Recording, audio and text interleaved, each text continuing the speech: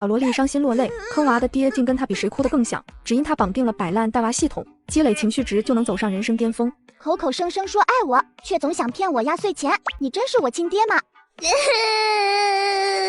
随着记忆涌入，董晨确定了自己穿越的事实，他不仅多了个5岁大的女儿，还带着女儿参加了一档名为《父爱如山》的直播真人秀。这丢人要丢到全国各地吗？作为百年孤独的尊享 VIP 用户，我连女朋友都没有，拿什么带娃？摆烂带娃系统已绑定，通过特殊的带娃方式对周围人产生影响，收获情绪值，可利用情绪值进行抽奖。当前情绪值为0。嚯，原来是有外挂呀！那没事了。球球，我知道你想哭，但是你能不能先别哭？谁家亲爹给闺女取名叫董个球呀？是不是有人说你名字不好听啊？他们懂个球。董晨说完后，哭声不仅没小，还飙升了一个档次，就连房间里的跟拍大哥都被吵得脑仁疼了。节目马上开播，我这机器也马上开了。第一印象很重要，你抓紧把娃哄不哭吧。唉，我劝你别哭，因为我哭起来可比你嗓门大多了。还哭是吧？那我陪你，谁先停下，谁是小狗。与此同时，《父爱如山》节目也正式开始。育儿带娃是每个家庭都要面对的问题。接下来，我们分别走进3位不同年龄段家长带娃的生活里，观察、学习、反思。每位观众每天都有1次投票权，最终票数最高的家庭会获得节目组的长期合作邀请和500万育儿基金。下面跟随我们的镜头一起出发吧。直播画面来到第一个家庭，80后爸爸在厨房忙碌，目之所及，不管是厨房还是客厅，完全可以用一尘不染来形容。画面一转，90后爸爸窝在沙发上睡得很安详。画面再次一闪，董晨的正脸还没出现，他底气十足的哭声就响彻了整个直播间。啥情况？这个爸爸咋了？好像他女儿也在哭，但是没他哭的响。无敌了，这就是所谓用魔法打败魔法吗？相比弹幕上的欢乐，演播厅里的气氛明显不对，尤其是年纪最大的那位育儿专家李静，更是气得一拍桌子，开始了批评。这个00后爸爸太胡闹了，孩子哭了不去哄，反而是去刺激孩子的情绪。是呀，他怎么舍得让孩子哭的？不说情绪，哭多了对孩子的身体也不好啊！这个爸爸太不合格了。好的，3位爸爸我们都认识了，下面请各位观众根据你们的第一印象，选择目前自己心中最喜欢的奶爸。3位奶爸原本同在一条水平线上的排名头像立刻变化了起来，且3人的票数相差极大。80后爸爸张健得票7万，稳居第一；90后爸爸陈峰得票3500，位居第2，最后是董晨得票250。宿主摆烂带娃引起了周围人的情绪反应，收获情绪值534点，当前情绪值为534。温馨提示：最低级抽奖需要消耗12万情绪值。听到情绪值进账，董晨心里乐开了花，但他的哭声更大了。唉，爸爸你别哭了，这还上电视呢，你不嫌丢人，我还嫌尴尬呢。我认输，我服了。不是，是我眼睛花了吗？娃去哄爸爸了。妈呀，魔法打败魔法了！我儿子正在我边上哭，我要不要也试试这个办法？这届爸爸太难带了。从第一印象来看，大家似乎喜欢80后爸爸张健更多一些。下面我们就正式走进他们的生活。80后爸爸张健这边，丰盛又美观的营养早餐已经做好。张健走进女儿的房间，萌萌，起床的时间到了，宝贝醒醒。萌萌刚睁开眼睛，下一秒就被张健捞了过去，帮着穿衣服。爸爸，老师说自己的事情自己做，萌萌想自己穿衣服。不行，爸爸都给你安排好了，你自己穿衣服会不会不舒服？会不会伤到自己不说？耽误了时间上学可就迟到了。不错，提前给孩子做早餐，准备好要穿的衣服，还给孩子规划好了时间。萌萌爸爸的带娃方式认真仔细有计划，非常的不错。隔壁90后爸爸这边，陈峰被女儿一拳对醒。爸爸别睡了，我要迟到了。我去，涵涵对不起啊，爸爸昨天打游，不是，爸爸昨天加班太累了，睡过头了。哎，不给孩子做饭就算了，上学也不重视，这样的家长难道就对孩子的未来一点也不担心吗？由于3个家庭在直播间的弹幕是相通的，所以现在弹幕上不仅有赞美张健的，有质疑陈峰的，还有一些弹幕竟然是夸赞董晨的。我操，刚才用了他的方法，我竟然也把我那个一哭就没头的不孝子给战败了。以前都要答应他好无条件才行，这次他竟然啥都不要了。666，这位00后爸爸的带娃方式虽然看起来有些荒诞，但是你别说，你还真别说，摊牌了，我的孩子是熊孩子，似乎00后爸爸的带娃方式对我更有用，我今天这票投给他了。宿主摆烂带娃收获情绪值1253点，当前情绪值为1787。怎么样？现在知道一直哭有多让人讨厌了吧？知道了，你厉害。嘿嘿，那是当然。不过你还想知道我到底是不是你亲爹吗？想知道。那你给我拿200块钱，我就告诉你。哈哈哈，这个00后爸爸可太损了，娃这才不哭了，他又要坑娃的钱了。我跟爸爸心连心，爸爸跟我动脑筋，毁灭吧这个家，不待也罢。不好，球球的眼神越来越青涩了，估计要上当。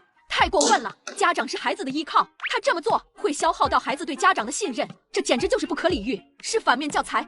李老师别激动，照您说的，他的带娃方式若是不对，那最直接的结果就是带出的娃不够优秀，时间还长，咱们往后看看。看吧，这个00后爸爸这样带娃，肯定会毁了那个孩子。直播中，球球经过几番内心的天人交战之后，还是选择花200块买个真相。天可怜见，我真的不是想坑孩子的钱，只是想证实一下球球的心理承受能力有没有变强。我怎么会不是你亲爹呢？除了我这么帅的人能生出你这么好看的女儿，谁还有那么强大的基因啊？球球小嘴一撇就要哭。哎，算了，哭好像解决不了任何的问题，而且我一哭，万一老爸又跟着哭怎么办？至少老爸以后用这个理由骗不到我的钱了。200块买个记性，挺好的。我以为球球又要被老爸坑哭的，他竟然没哭。家人们，我悟了呀，这00后爸爸不是要坑球球钱，他是在故意打击球球，想看看球球还会不会哭。不是，你们难道没人注意？球球给了爸爸前后期待的小眼神吗？他不会真的希望自己这个不靠谱的爹不是亲爹吧？宿主摆烂带娃，收获情绪值4326点，当前情绪值为6113点。看来通过这个直播节目，的确是个收获情绪值的好途径。我还真的要加把劲，往冠军上冲一冲啊，争取成为这个节目的长期合作伙伴。唉，我上辈子一定是过太好了，这辈子摊上这个不靠谱的老爸。爸爸，我不想喝牛奶了，晚上睡觉前喝，早上睁开眼喝，我真的是看见牛奶就想吐了。不行，牛奶必须要全部喝完的。萌萌啊，你知道有多少小朋友想喝牛奶都喝不上呢？你怎么可以挑食呢？我才不是挑食，只是今天不想喝而已。萌萌忍着恶心捧过杯子，刚喝几口就吐了出来，杯子也摔个稀碎。怎么了？萌萌是被呛到了吗？没事吧？爸爸，对不起，我真的是喝不下了。没事，只不过我们要加快一点进程，不然上学要迟到了。萌萌爸爸的教育方式就很好，没有责骂，只有耐心，从始至终都是满脸笑容，比某些带娃也要摆烂的家长强太多了。可是萌萌做错了什么？她只是不想喝牛奶，少喝一杯牛奶怎么了？火爆辣椒说的没错，所以我把票投给董晨。笑死我了，能给专家李静比喻成火爆辣椒的，家里要请高人了。瞬间，原本支持率最低的董晨，票数超越了排名第1的张健，主持人愣住了。专家的话要反着听，算是被这届网友玩明白了。陈峰这边送女儿去上学，才刚开车走出不远。涵涵别慌，这次爸爸肯定不能让你迟到。听不到女儿回应，陈峰回头才发现后座空无一人。唉，我那个不靠谱的爸，啥时候才能发现我还没上车啊？董晨这边也算是卡着时间将球球送到了学校。老爸，放学了你可别忘了准时来接我，别又把我忘了。放心，同一个错误你老爸不会犯2次，这次肯定不会忘了。老爸拜拜。等球球一条腿都迈进教室后，董晨的声音又在他身后响起：闺女，学得进去就学，学不进去就多吃点饭，爸爸给交了伙食费的哦。哪里？哈哈，震惊老师100年，别人家都是嘱咐娃好好学习，他却生怕娃不肯炫饭。人是铁，饭是钢，一顿不吃饿得慌。看看，就这种带娃方式，你们怎么会给他投支持票的？这种带娃方式往小了说，是在坑害娃的未来；往大了说，就是在坑害整个龙国的将来。我并不完全同意李静老师的说法，我认为幼儿园的孩子吃饱饭玩得开心比学习更重要。什么呀？我同意李静老师的说法，不管什么时候，教育都是不容忽视的。我也支持李静老师，现在吃苦是为了以后不吃苦。笑了，我们这一代就从小开始卷，现在还不是裹得逼屈的要死。管你们怎么说，我就是支持董晨，投票就完了。至此，董晨的一句学得进去就学，学不进去就吃上了热搜，吸引来了更多的观众。父爱如山这档节目的知名度蹭蹭上升。宿主摆烂带娃引起大规模情绪反应，收获情绪值12万，当前情绪值12.7万。温馨提示：宿主当前持有情绪值可完成1次低级抽奖，请问是否进行抽奖？嚯，这就够1次低级抽奖了。看来如何带娃的确是被很多人关注的问题。系统，我要抽奖。恭喜宿主抽中神级小摊美食记忆烤地瓜，从此瓜香不怕巷子深。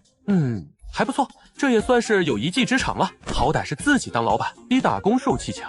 董晨打了一个哈欠，两个眼皮有些发沉。要不一起睡一觉啊？董晨盯着跟拍大哥，大方的将盖在自己身上的毯子掀开一角。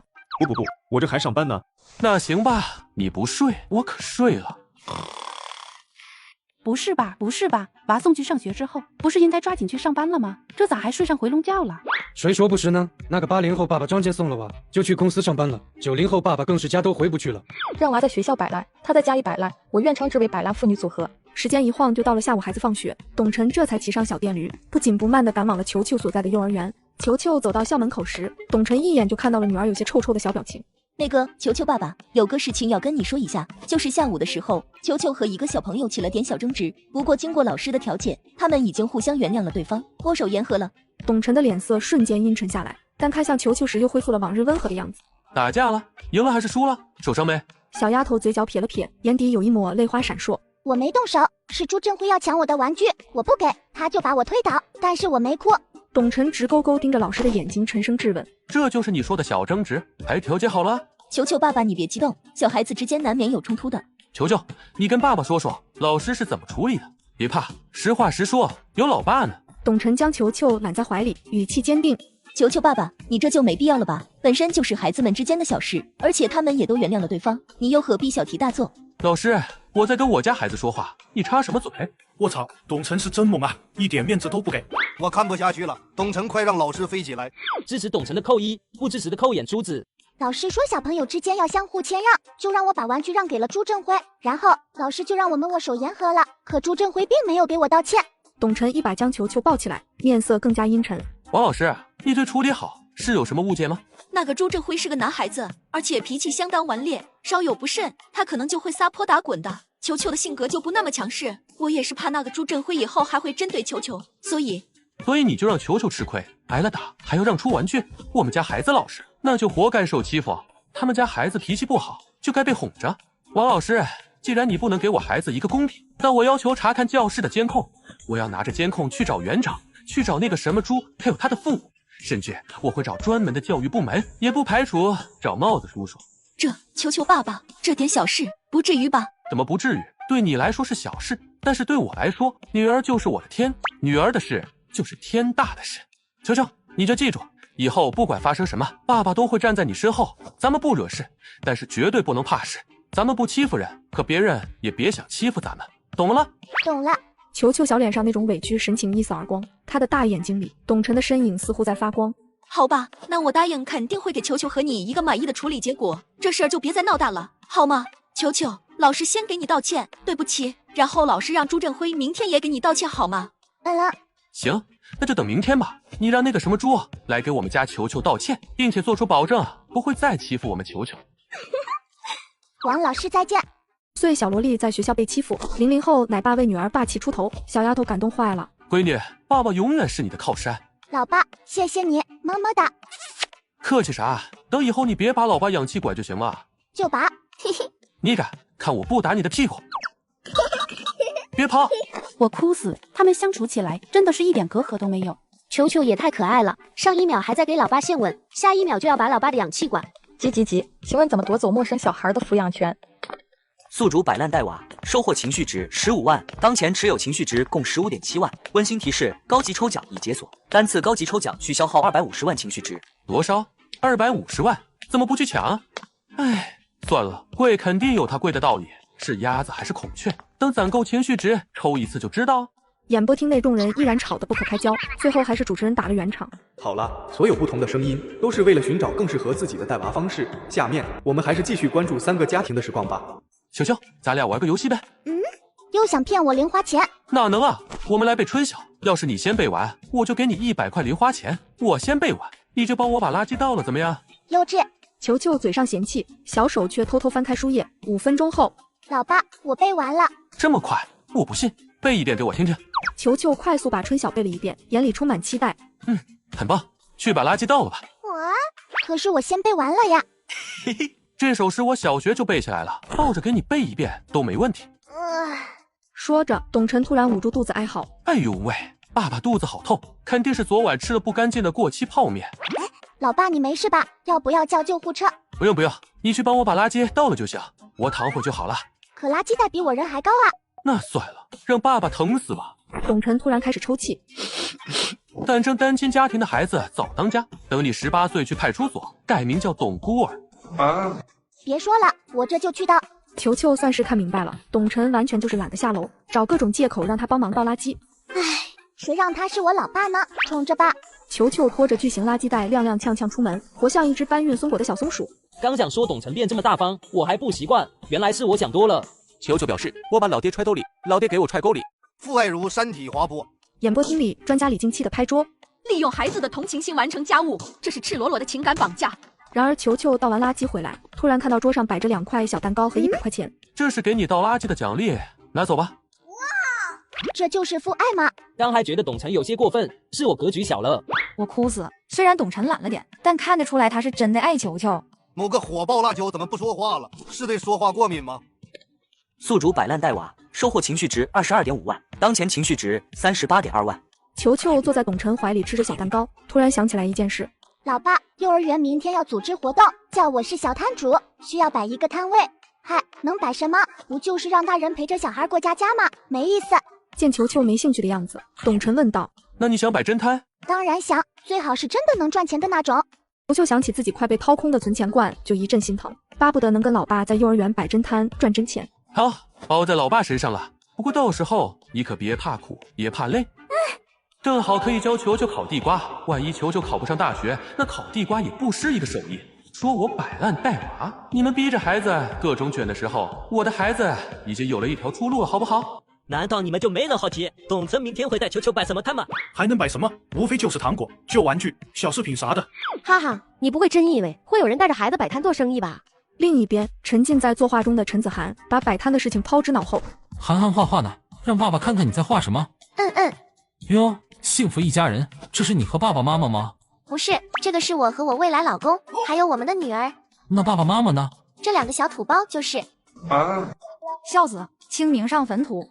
涵涵人还怪好的，没给你们夫妻俩分开买。埋的地方也不错，有棵树能乘凉，夏天不用怕热了。画面一转，张健正陪着萌萌读唐诗300首。爸爸，明天老师让家长带着我们摆摊。好事啊，那爸爸明天请假陪萌萌摆摊好不好？你想卖点什么？糖果可以吗？我想卖鸡蛋汉堡。那可不行，你太小了，做不来那种的，就卖糖果吧。好吧。萌萌有些失落，但是也有些习惯了。那我可以跟你去超市买糖果吗？不行，你得留在家里好好读书学习。我的天，这个80后爸爸也太会带娃了吧，他对娃真的好有耐心，好负责。萌萌也很乖啊，爸爸让做什么就做什么，比我家的蜜子乖1000倍。萌萌虽然没哭没闹，但是我总感觉有点压抑呢。对呀，节目开始以来，萌萌提出的想法无一例外都被爸爸否决了。既然家长都做好了决定，还问孩子意见干啥？不看了，萌萌虽然乖，但是我还是更喜欢球球和董晨的相处方式。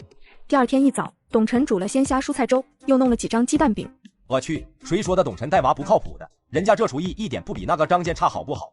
你们快看球球吃得多高兴，这小吃货简直太可爱了。是我肤浅了，要不是亲眼所见，我肯定会认为董晨这是叫的外卖。先生您好，您的外卖到了。董晨走过去打开门，从外卖员的手里接过了一个外卖袋子。爸爸，那是啥呀？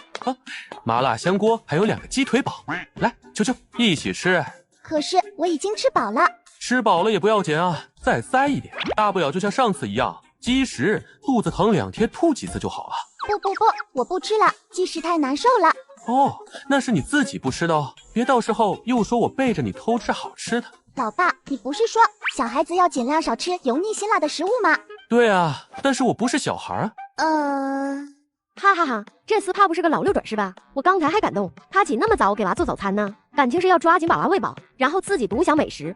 学到了，以后再也不用背着孩子去偷吃好吃的了。球球表示，拔，这氧气管必须拔，孙悟空来了都拦不住。这才刚开播不久，董晨的支持票就已经来到了恐怖的20多万票。吃完早餐后，董晨牵着球球来到楼下。老爸，你能走快些吗？每次都卡点到学校，以后别说考大学，就是考地瓜都考不上了。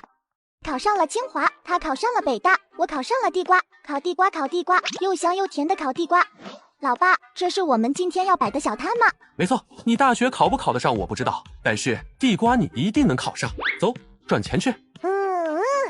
董晨，学校的活动是为了锻炼孩子的沟通能力、理财能力、情商等等，你确定带着娃去烤地瓜？那我问你，烤地瓜不是摆摊吗？是。那卖烤地瓜不要跟人交流吗？沟通能力锻炼了没？锻炼了。烤地瓜不要收钱吗？理财能力锻炼了没？也锻炼了。还有那情商什么的，我想只要和人打交道，都可以锻炼到吧。所以我带女儿去摆烤地瓜摊，不行吗？行。唉，球球，你知道小摊怎么能更引人注意吗？吆喝。球，懂得还挺多。那你知道怎么吆喝吗？球球想了想，拿出一个小喇叭，然后一道奶声奶气、带着撒娇语气的吆喝响了起来。爸爸妈妈，我要吃烤地瓜，吃大块地，1块够不？够了，谢谢爸爸妈妈，你们真好。啊，别看我可没教他，这孩子完全就是卖烤地瓜的先天圣体啊。另一边，陈子涵终于想起摆摊的事，怎么不早说？这都快迟到了。慌乱中，陈峰突然想起自己给子涵买了不少玩偶。那个涵涵呀，爸爸想好要卖什么了，你先下楼等爸爸好吗？虽然不太理解，但子涵还是先下了楼。没过多久，子涵就看见一只马喽拎着个麻袋走过来。有人贩子！瞎叫啥？看清楚点，我是你爸。听到熟悉的声音，子涵这才安静下来。爸爸，你为啥穿成马喽啊？我是孔，不想见人。子涵无语了，在他的认知里，让陈峰当众拉屎确实困难，但要说他社恐，那纯粹是天方夜谭。最后在子涵的逼问下，陈峰这才说出实情。原来陈峰不是社恐，只是不想见他当年追过的那个非主流初恋女友。那个女生今天也会陪着孩子摆摊，还跟子涵一个学校。这是直播，要是我在镜头前跟那个葬爱家族大公主有任何眼神交流的话，涵涵，你也不想爸爸被你妈妈安排个英年早逝吧？好吧，好吧。子涵只能任由老爸缩进玩偶服里，至于外界那些各种审视好奇的目光，就全部由他那小小的身躯来承受好了。对了，爸爸，麻袋里面装的是什么呀？这个你先别管，等到了就知道了。萌萌，待人说话一定要有礼貌，知道吗？萌萌，糖果怎么卖的都记下了吗？到时候千万别卖错了哦。萌萌，等活动结束之后，你一定要把收到的钱再都还给小朋友们，知道吗？这样的话，你就可以交到更多好朋友了。张健说一句，萌萌就点一下头。一直等到了学校，老师让张健带着孩子先去操场上选摊位。爸爸，那个位置有树荫，中午的时候会热的，我们去树荫下吧。萌萌，爸爸不是教过你孔融让梨的故事吗？我们到了中午会热，那其他的小朋友就不会热了吗？那个位置留给别人吧。萌萌爸爸，你刚刚的话我都听见了，教育孩子要谦让是没错，不过树荫位置那么多，你们又是第一个来的，占一个也无所谓的。不，既然要让孩子知道这个道理，就肯定是要做了才有意义的，不然光明白道理而不去做，那明白道理又有什么用呢？张健的话让老师脸上的笑容一僵。哈哈，没想到萌萌爸爸对孩子的教育这么严格，佩服。董晨刚载着球球到了幼儿园，老师就带着一个胖胖的男生来到他们面前。朱振辉，过来给球球道歉。王老师说了一声，那个小胖子这才有些不情愿地走了过来。臭小子，让你道歉你没听到吗？你还欺负你同学，我不是教育你，学我做一个绅士的吗？董个球，对不起，我保证以后再也不欺负你了。好吧，既然你都挨揍了，那我就原谅你吧。随后，董晨带着球球来到了操场。老爸，去那里。好嘞。董晨弄好炭火，又洗好了一些地瓜，只将几个地瓜往烤炉里面一焖。球球，给你个任务，把剩下的地瓜都洗了，然后放在这里备用。遵命。球球吭哧吭哧地端着小盆子去操场另一边去接水，只是一路走来，有大半盆子都被洒在身上。而这时，董晨支了个躺椅，躺上去刷起手机。你就不去帮帮孩子，看给孩子累的啊？帮什么？帮孩子打水、洗地瓜。大哥，我蹬了一路3轮车，很累了好吗？再说这活动是叫小小摊主，我要是啥都承包了，那不如让娃在家睡觉好了。好吧，又是无力反驳的一天。哈哈哈，自己懒就说自己懒，他还理直气壮上了呢。球球表示，终究是我错付了。又开始摆了吗？这才刚正经了没半小时呢，哈哈。10几分钟后，一道勾人的香味开始在幼儿园操场上弥漫。恰巧一位记者来幼儿园采访。什么味道这么香？很快，记者注意到董晨的摊位。这位家长，你这是带着孩子烤地瓜吗？是啊，要不要来一个？不甜不要钱。说着，董晨戴上一副隔热手套，一把将烤炉打开，烤地瓜的香味彻底被放飞。顿时，周围的家长全都围了过来。哇，好香啊！是啊，突然就饿了是怎么回事？不行，是小时候的味道，我受不了了。怎么卖的？我来3块。我也要，我也要。买地瓜别找我，我就是个打工的，去找摊主吧。顺着董晨手指方向看去，众人看见了玩水玩得正嗨的球球。什么时候来了这么多人？球球，别洗地瓜了，快点开始卖吧。来啦！我要2块，小美女，给我拿2个大的。球球啊，我家小雨和你是同学呢，先给姨姨拿2块，小雨都馋哭了。我爸瘫痪在床10多年，刚家里来电话了，说他闻到烤地瓜的香味，突然就站起来了，嘴里一直嚷嚷着要吃。他老人家就这点心愿，先给我拿2块吧。闻着香味凑过来的人越来越多，很明显，刚烤出来的地瓜根本不够分。不过很快，小丫头灵光一闪，拿起自己的小喇叭按下开关。排队。底气十足的呐喊几乎是响彻整个操场，乱糟糟的顾客们顿时安静了下来。啥时候排好队就啥时候卖哦，我反正是不着急的。我丢，球球这一嗓子，着实出乎我意料啊！我刚还怕球球会在镜头前出糗呢，毕竟那些顾客太疯狂了。不是，我家儿子见到邻居都会害怕的不敢说话，球球怎么面对那么多人还这么大方的？楼上的问题问得好，请问你家孩子爹会和你家娃比谁哭的嗓门大吗？这个球球的反应的确是出乎我的意料了，他不但没哭，甚至连一点点的慌乱都没有，而且喊话之前还知道打开小喇叭。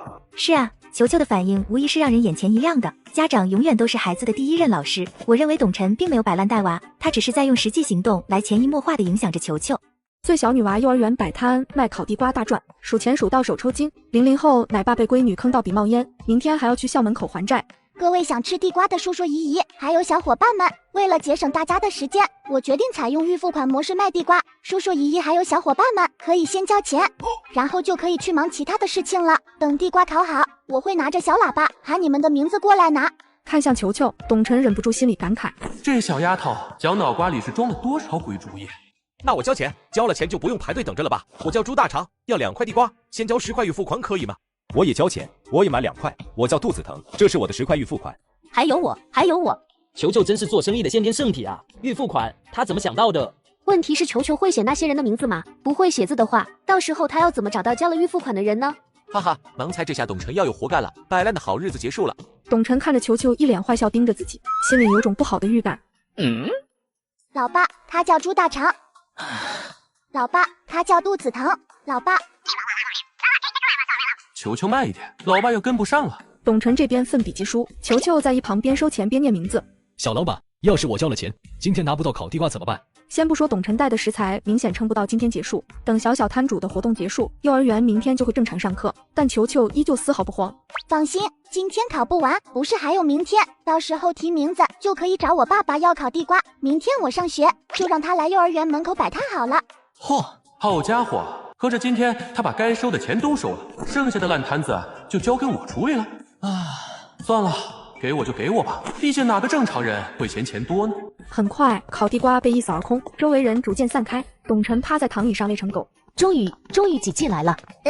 烤地瓜卖没了。记者一脸失落，但是突然想起自己还有工作，又马上露出职业笑容。这位家长，我想采访您一下，可以吗？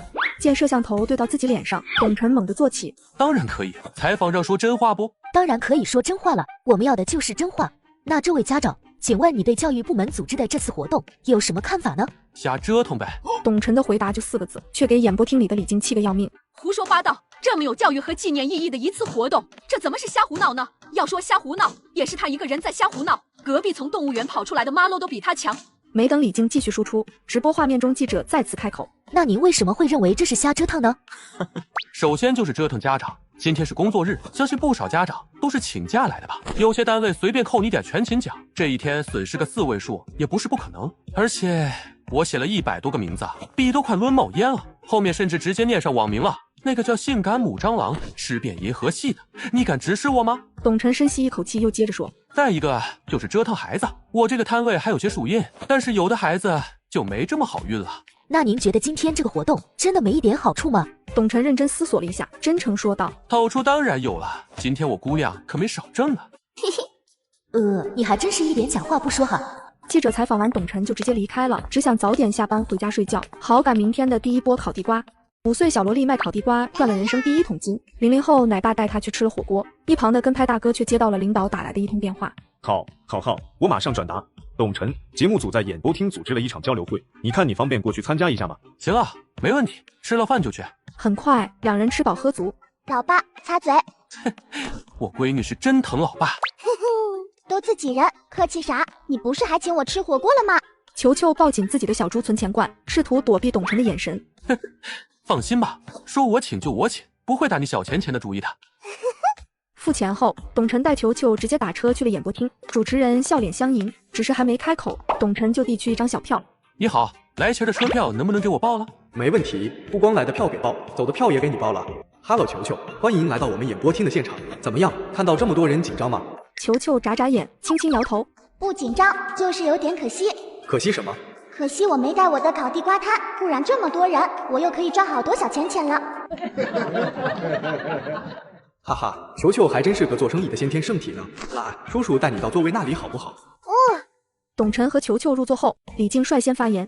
董晨，我想问问你，你到底有没有为你女儿的未来想过？不好意思，这位专家，我不知道你口中的未来到底是指的什么？是我闺女10岁之后，还是她20岁之后，亦或是100岁之后？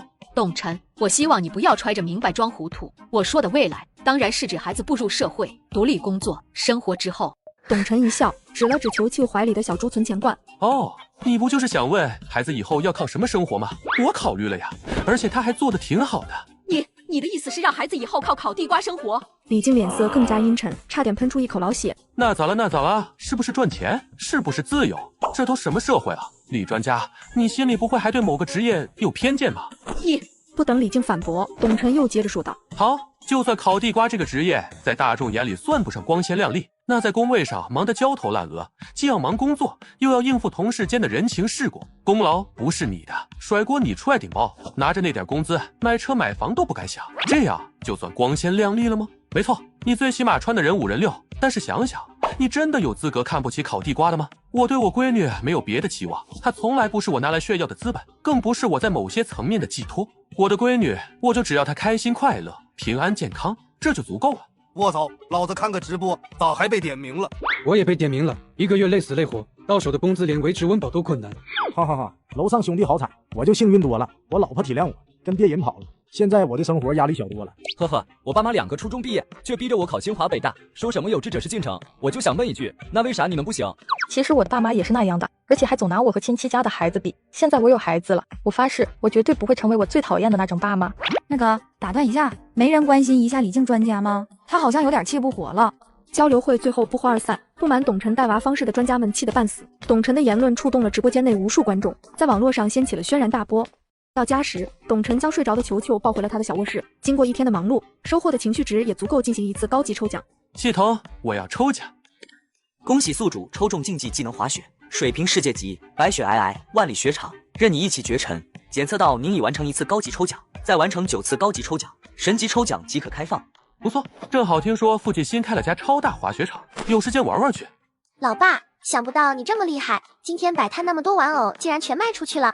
哈哈，那当然。我可是你老爸，这点小事轻轻松松。对了，老爸，你哪里找的那么多玩偶呀？而且怎么感觉那些玩偶有点眼熟？那爸爸说了，你别生气可以吗？子涵看着老爸一脸不好意思，笑容逐渐凝固。回到卧室中才发现自己的玩偶全都没了踪影。臭老爸！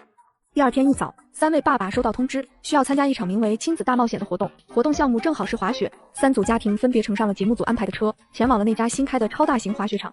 车上，球球从小猪存钱罐里抓出2张纸币，看见纸币上2015的字样，伤心欲绝。过期的，又是过期的。昨天那些人拿来买烤地瓜的钱，竟然都是过期的。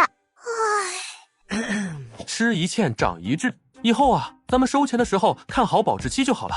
来，这些过期的钱就交给爸爸处理吧。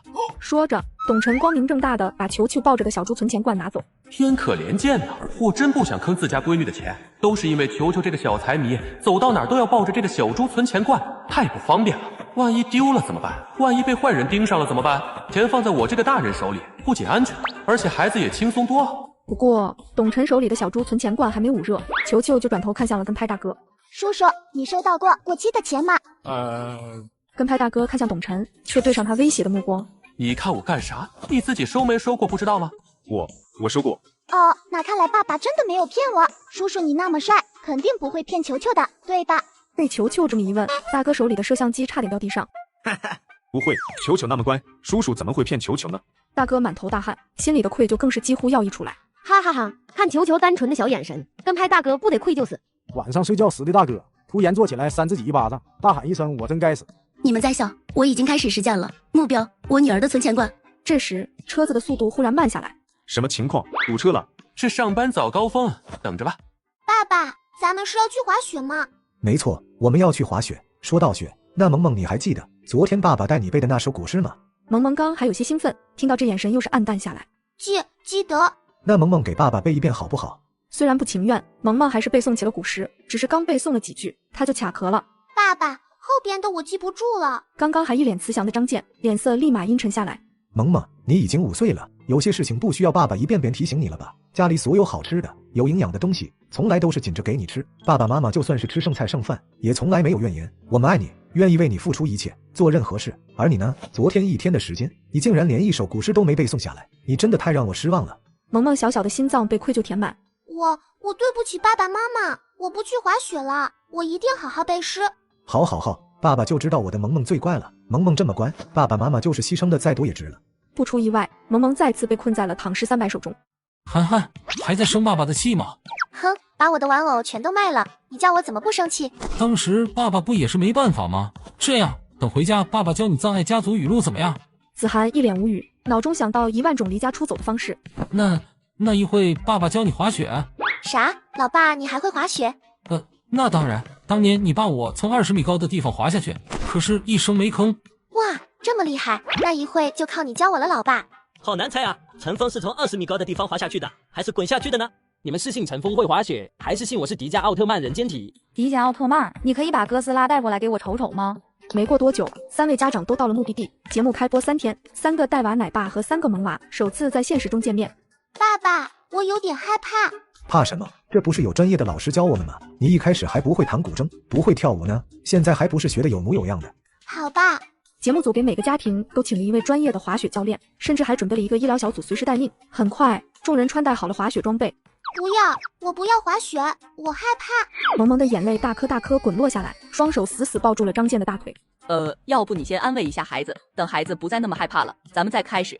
张健只能带着萌萌到场地边缘的长椅上劝起来，什么只要功夫深，铁杵磨成针，世上无难事，只要肯攀登。张健说了一大堆，不过坐在长椅上的萌萌这次却是怎么都不吭声了。另一边，陈峰穿上滑雪板后，干脆跪在地上爬着走。不是，也没人告诉我还有我的事啊，不是看孩子滑雪就行吗？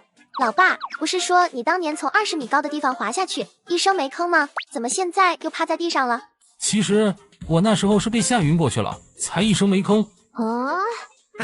而且你个子小，重心低，摔一下也没多重。我一把年纪还长这么高，摔一下万一摔死怎么办？怎么办？凉拌。子涵是真无语了，甩给自家老爸一个白眼，转头看向了滑雪教练。老师，咱们不管他，去那边练吧。哎，子涵，我可是你亲爹呀，你不能就这么把我丢在这里啊！子涵越跑越快，生怕别人知道他和陈峰认识，直到遇见球球才停下来。咦，这小孩好眼熟，好像是叫球球吧？你怎么自己在这里？你爸爸呢？我爸说我累赘，让我跟老师慢慢学，他自己去玩了。顺着球球手指方向看去，董晨正从高处一跃而下。芜湖太刺激了，这可比烤地瓜好玩多了。董晨的速度和身姿直接看呆了所有人。卧槽，董晨你低调点，我刚跟老婆说了要学你的带娃方式，你别给我上难度啊！这单板让他玩的真是小母牛坐火箭了。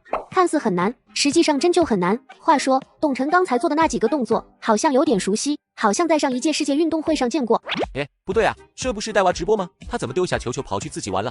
球球表示，家人们谁懂啊？这是亲爹能干出来的事。球球，要不咱俩一起学？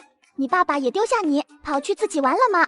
子涵小脸一红，指向身后正趴在地上朝自己蠕动过来的陈峰。唉，他要是真的丢下我，跑去自己玩就好了。球球看了一眼蠕动的陈峰，小手忍不住一捂眼睛，没眼看，真没眼看。涵涵，你等等爸爸，爸爸真会滑雪，一会让我先给你打个样。老爸，你是要教我学区吗？看着这一幕，球球想起那个爱坑自己小钱钱的爹。哎，没事的，家家有本难念的经，习惯就好了。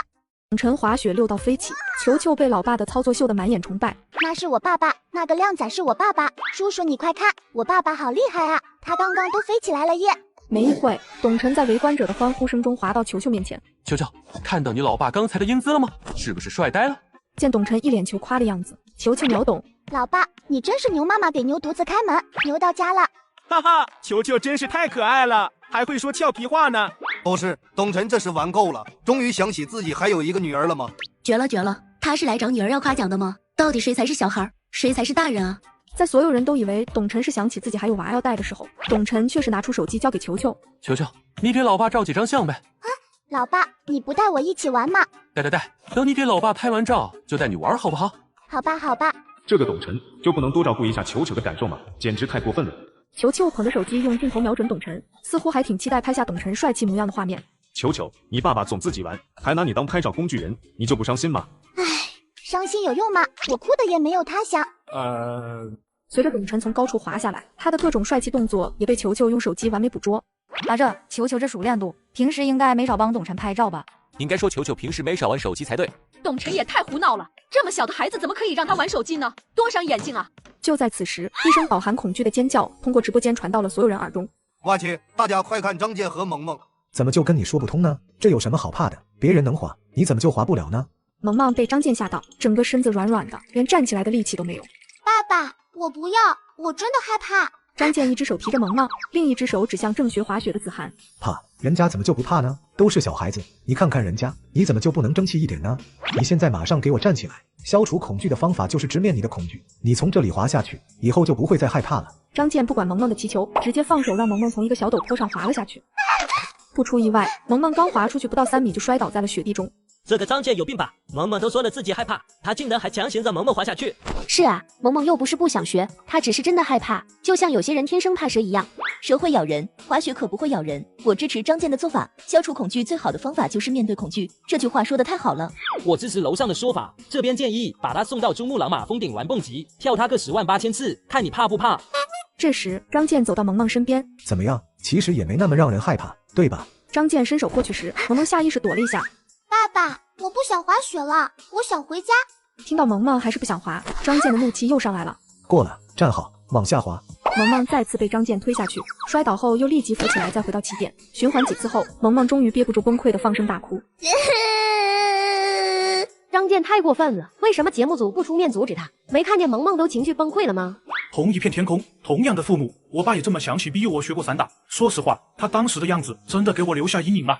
专家呢？教授呢？怎么不说话？张健一改之前的耐心柔和，强硬对待萌萌的态度招来很多的不满。不过坐在演播厅里的专家李静看到张健的举动后，还是保持着一如既往的欣赏。看来大家大部分都认为张健的做法有些欠妥，甚至是过分。不过我要说的是，恰恰相反，张健的做法不但没有过分，反而是非常值得我们去学习。他先是耐心陪伴，好言相劝，希望女儿可以振作起来。劝说无果，相信这要是换做一般家长，在这时候都会选择放弃了。可张健没有放弃，而是改变了策略。现在娃有多大压力，以后就有多大的起飞可能。这看起来好像是有些残忍，但是其中深意是那些眼光短浅的人无法看到的。笑死，还起飞上了？你当孩子是弹簧呢？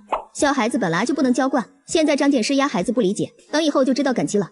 就算施压，也要等孩子稍大一些吧。萌萌才5岁啊。不想看张健了，我还是继续看董晨花式秀操作吧。董晨耍完帅，抱着滑雪板潇洒走向满眼期待的球球。爸爸，你可以带我飞吗？球球呀，滑雪场有规定的，滑雪的时候不能人载人。你想飞的话，那就自己跟着教练学吧。我有些玩累了，先去休息一下。你要是愿意学就学，不愿意学的话就玩会儿雪好啊。嘱咐一句后，董晨直接去了教学区边缘位置的长椅上坐下，欣赏起球球给自己拍的照片。董晨，你都自己玩了那么久了，怎么就不能陪陪孩子呢？你看看张健和陈峰，他们一直都陪在孩子身边呢。我现在就是在陪着他呀，不然的话我早就回家了呀。难道带娃就一定要时时刻刻跟在娃的屁股后面吗？你不烦娃都烦了。这回答很董晨。我怀疑他这是在狡辩，但是我没有证据。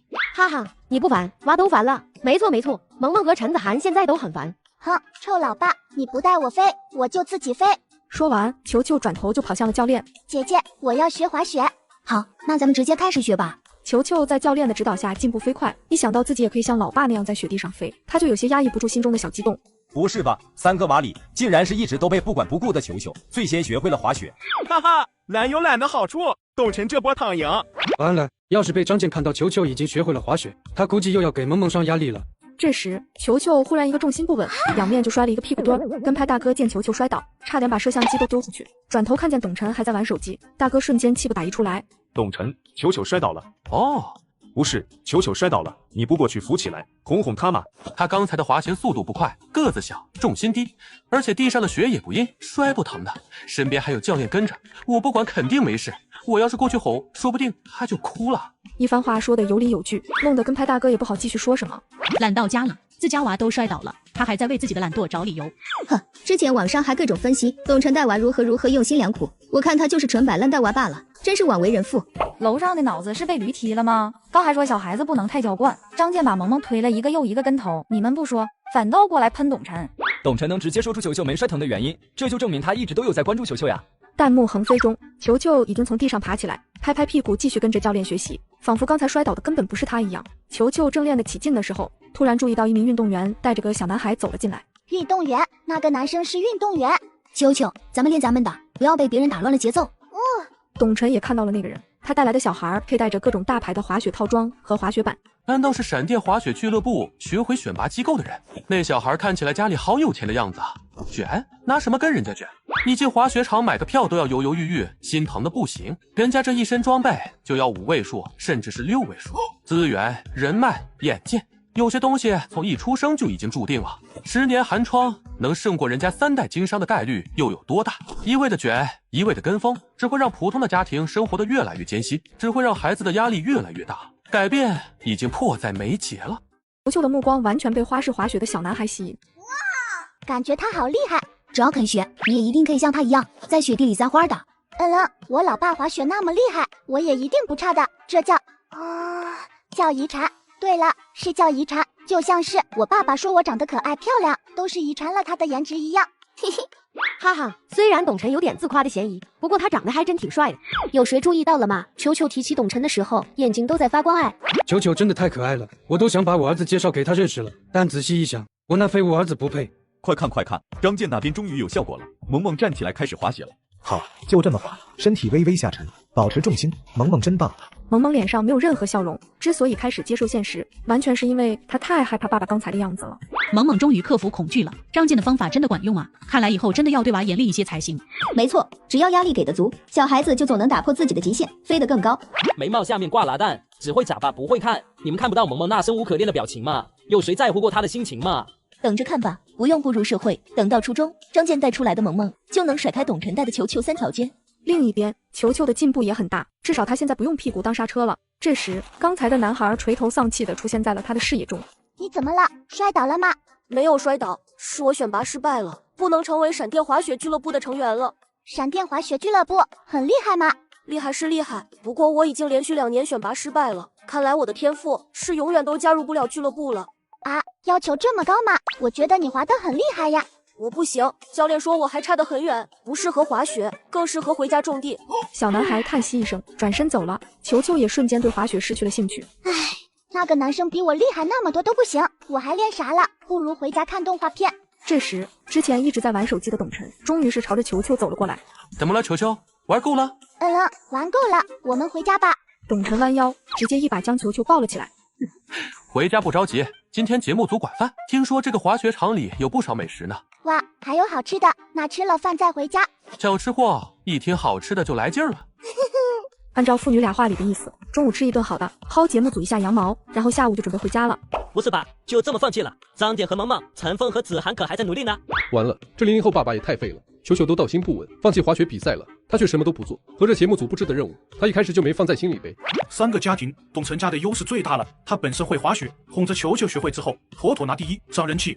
可惜一手好牌打得稀烂，一点上进心都没有。虽然没有骂声一片，可弹幕里此时此刻都是对董晨的不满。跟拍大哥也搞不明白董晨到底在想什么，忍不住替观众问出了心中的疑问。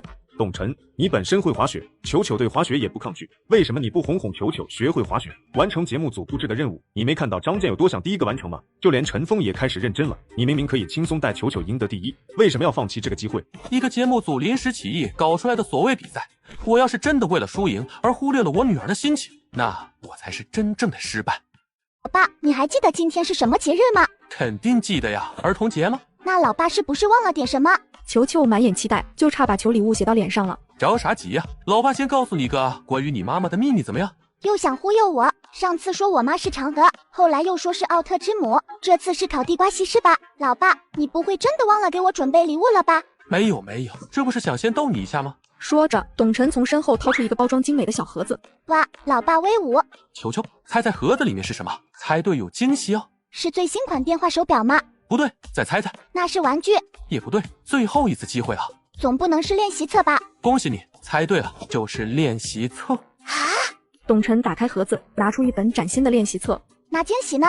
练习册就是啊，看到它你不惊喜吗？闺女啊，知识就是力量，爹送你一片知识的海洋，让你在题海里尽情遨游，是不是很感动？有没有感受到老爸浓浓的爱？感动，太感动了，感动的想拔氧气管。谁家爹儿童节送练习册的？哎呦喂，闺女要谋害亲爹了啊！切好透好难受，单亲的孩子早当家，等你18岁。停，老爸，这招你之前就用过了。行吧，骗不过你了。我觉得练习册还是太贵重了，老爸赚钱不容易，要不退了吧？换个便宜点的零食也可以呀。零食？想得美！董晨指了指练习册，以后你就跟他过吧。哼，臭老爸，再也不要理你了。嘿嘿，逗你玩呢，真当你爹是魔鬼啊！大笑过后，董晨又掏出一大袋零食和一个玩具，这些才是你的儿童节礼物。哇，好多零食，都是我爱吃的，还有娃娃，我就说我老爸世界第一帅。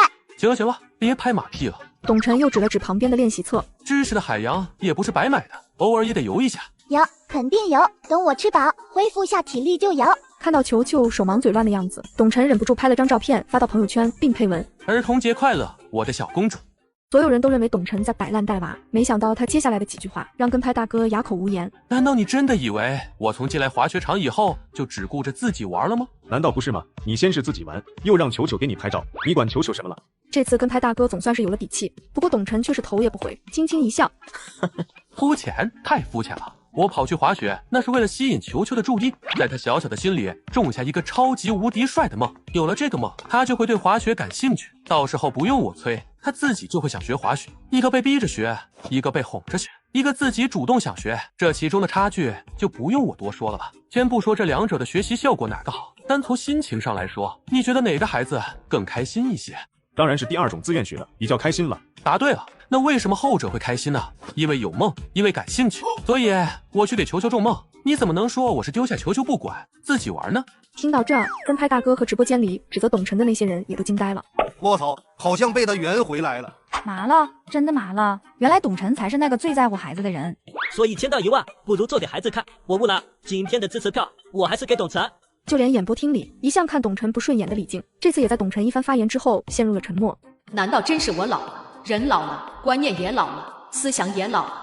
李静虽然有些古板，但她并不算太偏激。张健的做法虽然可圈可点，但对于萌萌来说，无疑是有些残忍的。老爸，我应该不适合滑雪吧？谁说的？我觉得你很适合呀，进步也很快。球球指了指那个男孩的教练，我刚看到个男生很厉害，但那个教练说他不适合滑雪，适合去种地。那个男生比我厉害那么多都不行，我就更不可能了。好，那如果我赢了那个教练，是不是就比他更厉害了？到时候我再说你适合滑雪，你信不信？老爸，我承认你滑雪的时候有点小帅，可那个人是专业的运动员，你能比得过吗？不光球球不信，直播间里的人也都不信。董晨这是又要整活了，哈哈，这跟让泰迪上台打泰森有啥区别？坐等董晨丢人。董晨会不会成为下一个陈峰？弹幕谈笑间，董晨直接找到了闪电俱乐部的教练，在得知董晨是想要找他比试滑雪技术后，他忍不住笑出声。啊哈，正好有些无聊，就陪你玩玩。他们的比试很快引起了整个滑雪场的轰动，张健和陈峰也带着孩子赶了过来。虽然和董晨不认识，但毕竟是同一个节目的嘉宾，张健和陈峰也都劝说起了董晨。兄弟，我不知道你为啥要跟他们比，但业余对专业，怎么想你都讨不到便宜的。听我的，算了吧。有句话叫啥？别拿你的爱好挑战别人的饭碗。兄弟，我承认你雪滑的不错，逗逗外行，耍耍帅，足够了。可真要跟专业的比，你真不行的。董晨没有多说什么，把球球交给跟拍大哥后，转身走向了最高处的滑雪台。真的要比，我再给你一次离开的机会。你现在离开，我也不会笑话你。那我上来做什么？你要想跑就直说，不用找借口。闻言，俱乐部教练也不再和董晨说笑。球球，你爸爸可真酷啊！我爸爸要是有你爸爸一半的胆子就好了。那当然，我爸爸说他一个冲刺能把大象给干飞。子涵听见球球的爸爸这么厉害，更加嫌弃自己的老爸了。哇，你爸爸好厉害！我爸爸看见老鼠都被吓得哇哇叫，还跳到我妈妈怀里求保护。完蛋，小棉袄开始漏风了。萌萌，你看见那个人了吗？你以后可千万不要学他，没把握和太激进的事情，千万不要去做，丢人是小，要是受伤的话，后悔就晚了。萌萌点头，但却有些听得心不在焉，因为滑雪台上已经有人冲了下来。董晨挑战滑雪场专业运动员，在所有人都不看好的情况下赢了比赛。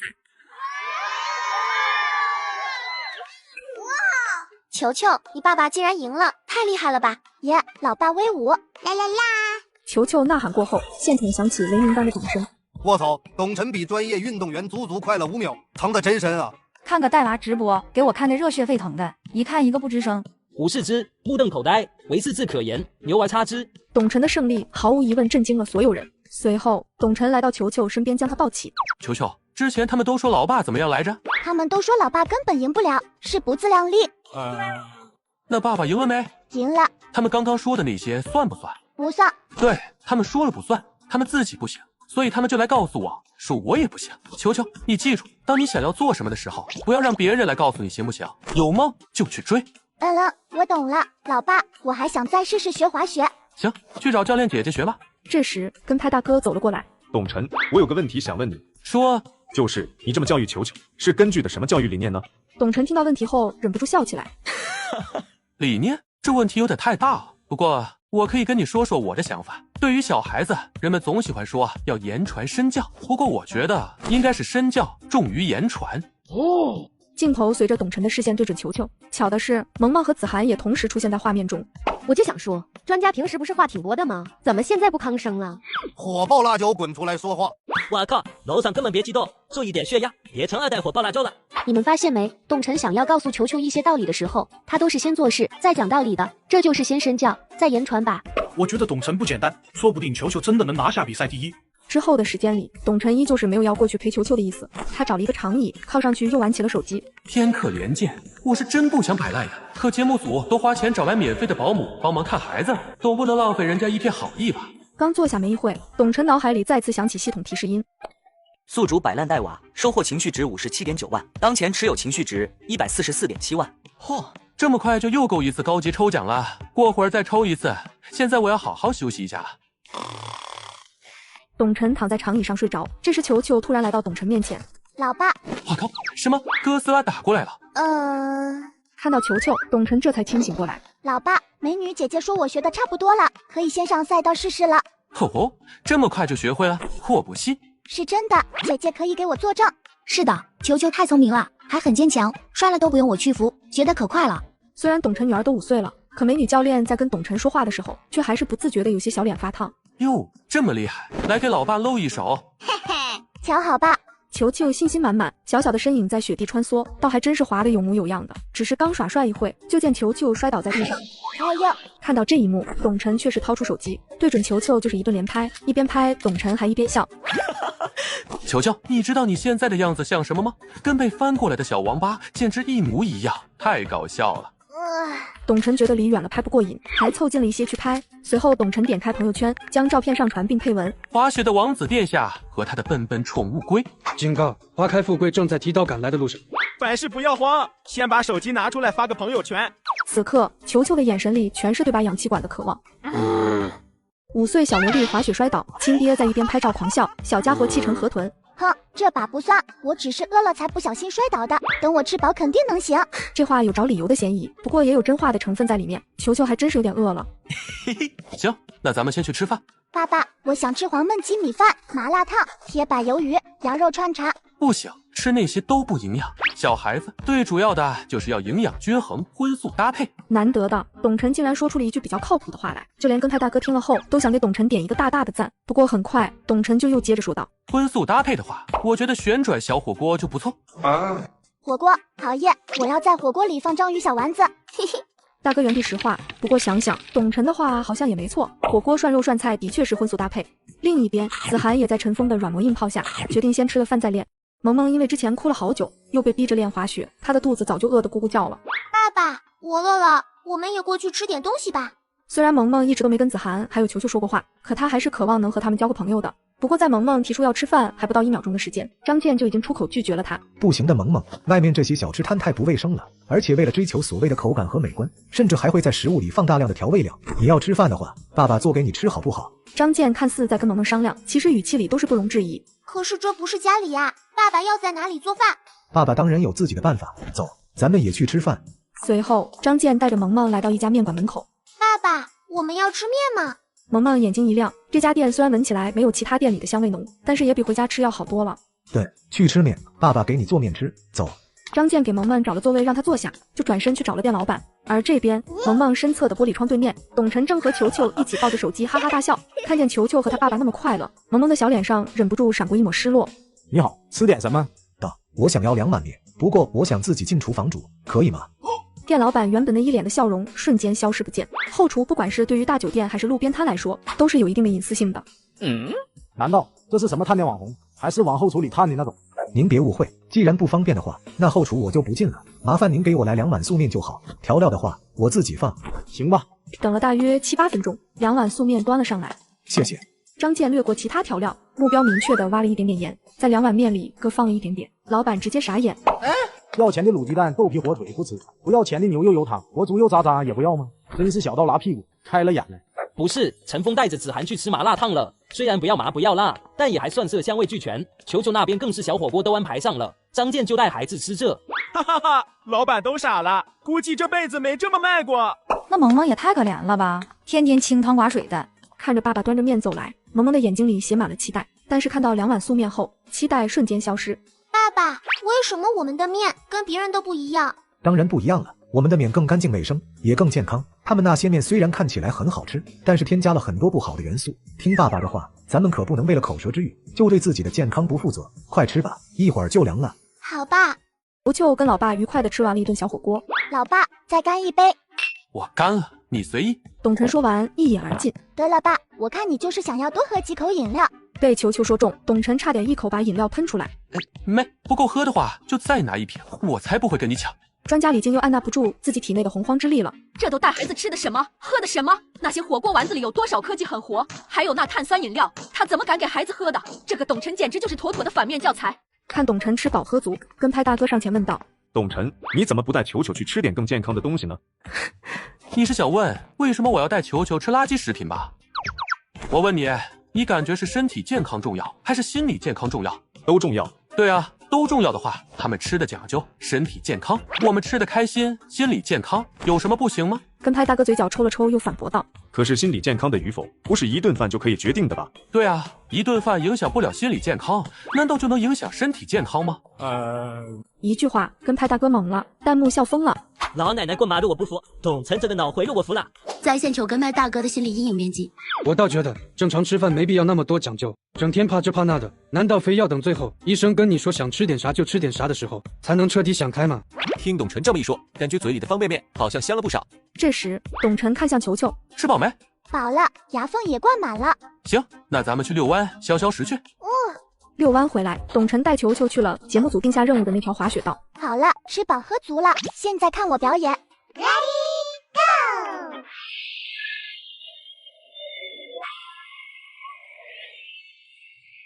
一大一小就这样顺顺利利的从起点滑到了终点。耶，我们是冠军！啦啦啦！哎呀，我真没想赢的，奈何实力不允许。完了，给他撞到了。最想赢的没赢，没想赢的却赢了，这说明啥？说明该给董晨投票了。一举夺冠，董晨的支持票再度飙升一大截。张健那边虽然痛失第1名，但还是在陈峰和子涵之前完成了任务。涵涵，你等等爸爸呀！完成比赛后，子涵便去找球球玩。董晨和陈峰也是谈得来，两人掏出手机相视一笑。开一把，我打野贼猛。嘿嘿，巧了，我对抗怒战神。Defeat。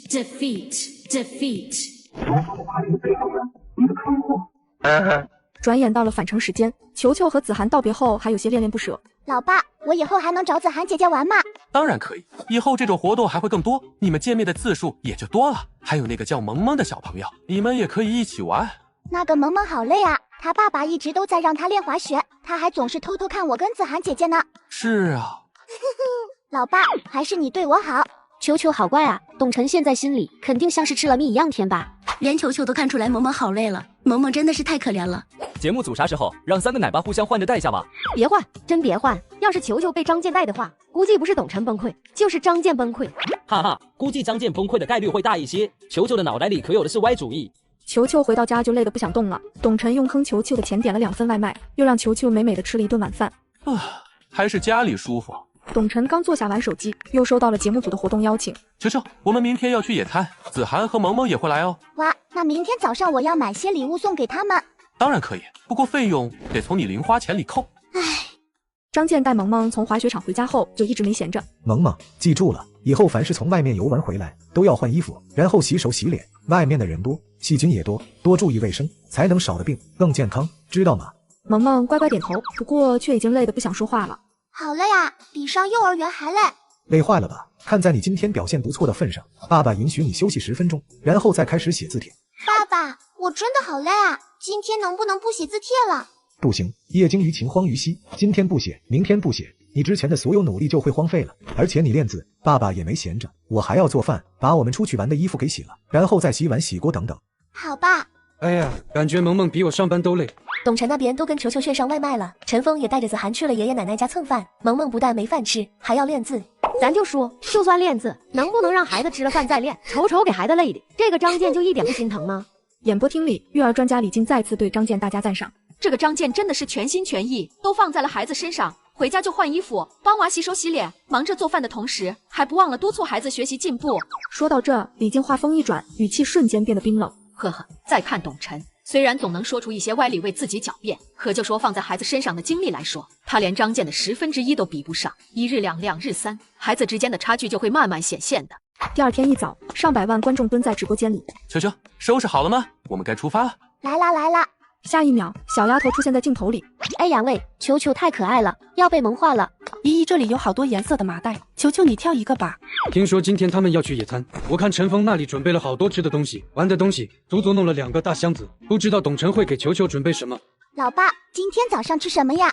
大馋丫头，你也不看看来不来得及？咱们随便在小区外边的早餐摊买点吃的算了。10分钟不到，两人便下了楼。董晨一眼看到了一个卖蛋炒饭的摊位，来份蛋炒饭吗？新来的。我今年大4，后半学期不怎么忙，摆摊体验一下生活，来份蛋炒饭马哥。哦，大学生啊。这时，跟在董晨身后的球球突然开口：“姐姐，炒饭多少钱一份啊？8块钱。”摊主回答得很快，眼神中都透着渴望。今天摆摊第一天，董晨和球球又是第一个光顾他摊位的客人，所以他想尽量来个开门红。加一个蛋多少钱？1块钱。我喜欢吃鸡蛋，姐姐可以给我加8个鸡蛋吗？行，姐姐再送你1个鸡蛋，8块钱给你加9个鸡蛋。谢谢姐姐，姐姐你人还怪好嘞。谢谢，你也很可爱呢。董晨和球球对视一眼，有些狐疑。这小丫头又想到啥主意了？很快，摊主将土鸡蛋炒熟，拿出了一盒提前准备好的米饭。不过就在摊主要把米饭放进炒鸡蛋中进行翻炒前，球球又开口问道：“姐姐，米饭单独买的话，一份多少钱呀？”米饭啊，单独买的话是1块钱一盒。那我单独要1盒米饭，鸡蛋是1块钱一个，加上米饭就是9块钱，对吧，姐姐？而这时，董晨已经在憋笑了。摊主听到球球算的账，手上的动作顿时一停，他忽然感觉哪里不对劲，但是又说不出具体哪里不对。对，是9块，没毛病。那小妹妹，我给你装起来。姐姐等一下，可以帮我把米饭放在炒鸡蛋里热一下吗？我老爸肠胃不好，不能吃硬的，不能吃凉的。行，姐姐给你拌一下。董晨直播间里的观众都笑疯了。哈哈哈，这个摊主的眼神好清澈啊，确认是大学生无疑了。一份蛋炒饭8块，加8个鸡蛋又8块，球球这一份饭应该付16块才对。摊主可是被忽悠的不轻啊。这个摊主有点傻的可爱，下次想去他家买炒饭了。不过在球球和董晨离开后，摊主忍不住笑出声，哈哈，这小家伙还真以为我傻乎乎没反应过来，被他坑了呢。这波免费的流量不要白不要。陈正坐在沙发上玩手机，球球神秘兮兮的捧着一个小盒子走来。老爸，父亲节快乐，苏坡瑞斯。哟，今天太阳打西边出来了。先说好啊，要钱没有？要命，氧气管也不给拔。哼，今天父亲节不提氧气管，那给你的超级大礼。说着，球球把礼物塞到董晨怀里。这重量里面不会装了石头吧？还是你的小猪存钱罐没钱了，想骗我投资？哎呀，老爸，打开看看嘛，绝对惊喜。董晨拆开盒子，发现里面是个长得歪瓜裂枣、冒着烧焦气味的不明物体。这块造型别致的黑炭就是我的惊喜啊！什么黑炭？这是我亲手烤的爱心地瓜，独家秘方，老爸快尝尝。嚯，这是烤地瓜，闻着味儿也太上头了，吃了真的不会闹肚子吗？看着球球期待的眼神，董晨还是鼓起勇气尝了一口。球球，你这地瓜搁太上老君炼丹炉里炼过吧？外焦里更焦，老君见了都得管你叫师傅。心意懂不懂？这可是我烤坏啊，不是烤了10几次，才精挑细选出来最好看的一个。我看你是想提前把我送走，好继承我的花呗吧？这时，董晨注意到球球一副失落的样子。哎呀，闺女，老爸开玩笑的。其实你烤的地瓜很好吃的，有股炭烧风味。真的吗？当然是真的。见球球不相信，董晨抱着地瓜又啃了一口。哎呀，好吃，太感人了。闺女长大了，知道用生化武器，不是用爱心烤地瓜孝敬老爸了，这心意太沉重了。听到这，球球一秒变脸，邪魅一笑。那老爸是不是该付点感动费呀？我要的也不多，200块就够了。好家伙，搁这等我呢。你这小脑袋瓜里装的都是啥呀？被烤地瓜的烟熏傻了吧？我过节还是你过节啊？老爸，你看，我为了烤这个地瓜，手都烫红了。球球说完后，伸出白白净净的小手。退一万步讲，手虽然没红，但没有功劳也有苦劳吧。200块买不了吃亏，买不了上当，买你闺女一片孝心，血赚呀。事实上，球球在跟拍大哥的帮忙下，只洗了地瓜和看火候，压根没伤着累着。行了行了，给，这哪是孝心啊，分明就是催命符。谢谢老爸，父亲节快乐，爱你哟！明年我还给你烤。父慈子孝，孝出强大，真是套路比地瓜还教。陈和球球刚吃完蛋炒饭没多久，商务车的速度也缓慢下来。节目组提前搭好了帐篷，球球还没下车，陈子涵就已经在外面等着他了。球球，你终于来了，我带了好多零食，待会儿请你吃。好呀好呀，我也给你准备了礼物。说着，球球从身后掏出一个玩偶。哇，玩偶，谢谢球球。董晨看见陈峰，想起了玩游戏时他猪一样的操作，白眼差点翻出天际。没想到陈峰又菜又爱玩。我看时间还早，要不要再来2把？我上次网卡没发挥好，这次肯定带你飞。算了，我手机没油了，下次再玩吧。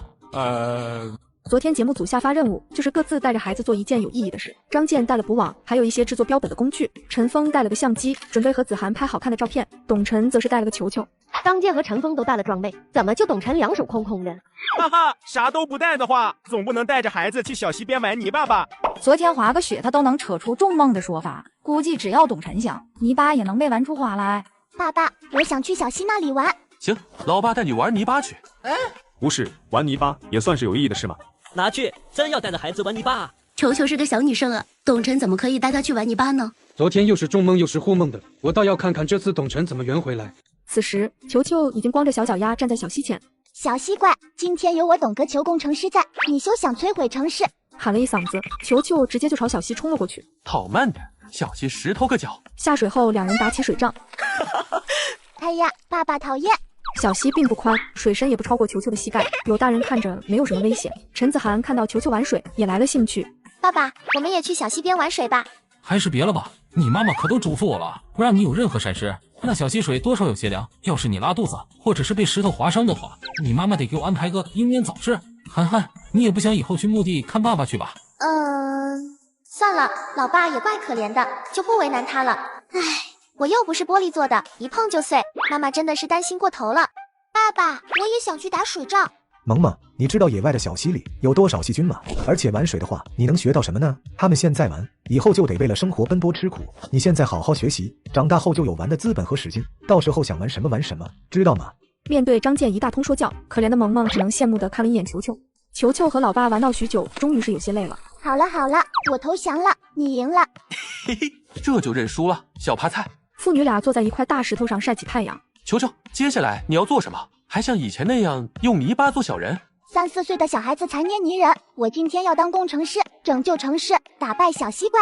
说干就干，球球当即用泥巴和石头砌起堤坝。跟拍大哥终于是憋不住了，上前提醒董晨。董晨，你今天的任务是带着孩子做一件有意义的事情，这件事很可能会影响你的支持率。难道你真的要带球球玩一天泥巴吗？董晨面对跟拍大哥的好心提醒，也只是微微一笑，并没有过多回答。没过多久，球球真的把蓝水堤坝建了起来。球球太棒了，竟然真的做出了一个小堤坝，给球球点赞！哈哈，给孩子都累得冒汗了，快坐下歇息。球球是厉害，不过我还是想不出董晨带孩子玩泥巴能有什么深意，锻炼孩子的动手能力吗？爸爸，我的堤坝建好了，我是工程师了。成功了吗？那这是什么情况？球球顺着董晨的手指看去，上游的溪水正不断流下来，堤坝内侧的水位肉眼可见的增高。还不等球球想办法补救，他的堤坝就被冲散了。怎么样，工程师还要继续吗？继续，当然继续。一边的子涵看到球球认真玩泥巴的样子，终于按耐不住好奇心走了过来。球球，你这是在做什么呢？我在建堤坝，这条小溪严重威胁到了城市的安全，我要把它拦住。哇，那我可以加入你吗？好，那我是总工程师，你是副工程师。下一秒，子涵就脱掉鞋子袜子，走进小溪的泥土地。不是，涵涵，哎呀！陈峰想拦，但是又怕女儿不高兴，女儿高兴了，又怕自己回家之后没法交代。我太难了。爸爸，去把我们带的小铲子拿过来。那你小心点，别伤到了。这时，张健和萌萌也追着一只蝴蝶来到了小溪边。萌萌，你怎么回事？刚开始还抓得好好的，怎么现在一只都抓不住了？萌萌的目光已经被球球和子涵吸引。萌萌，你想什么呢？那只蝴蝶去那边了，我们过去追吧。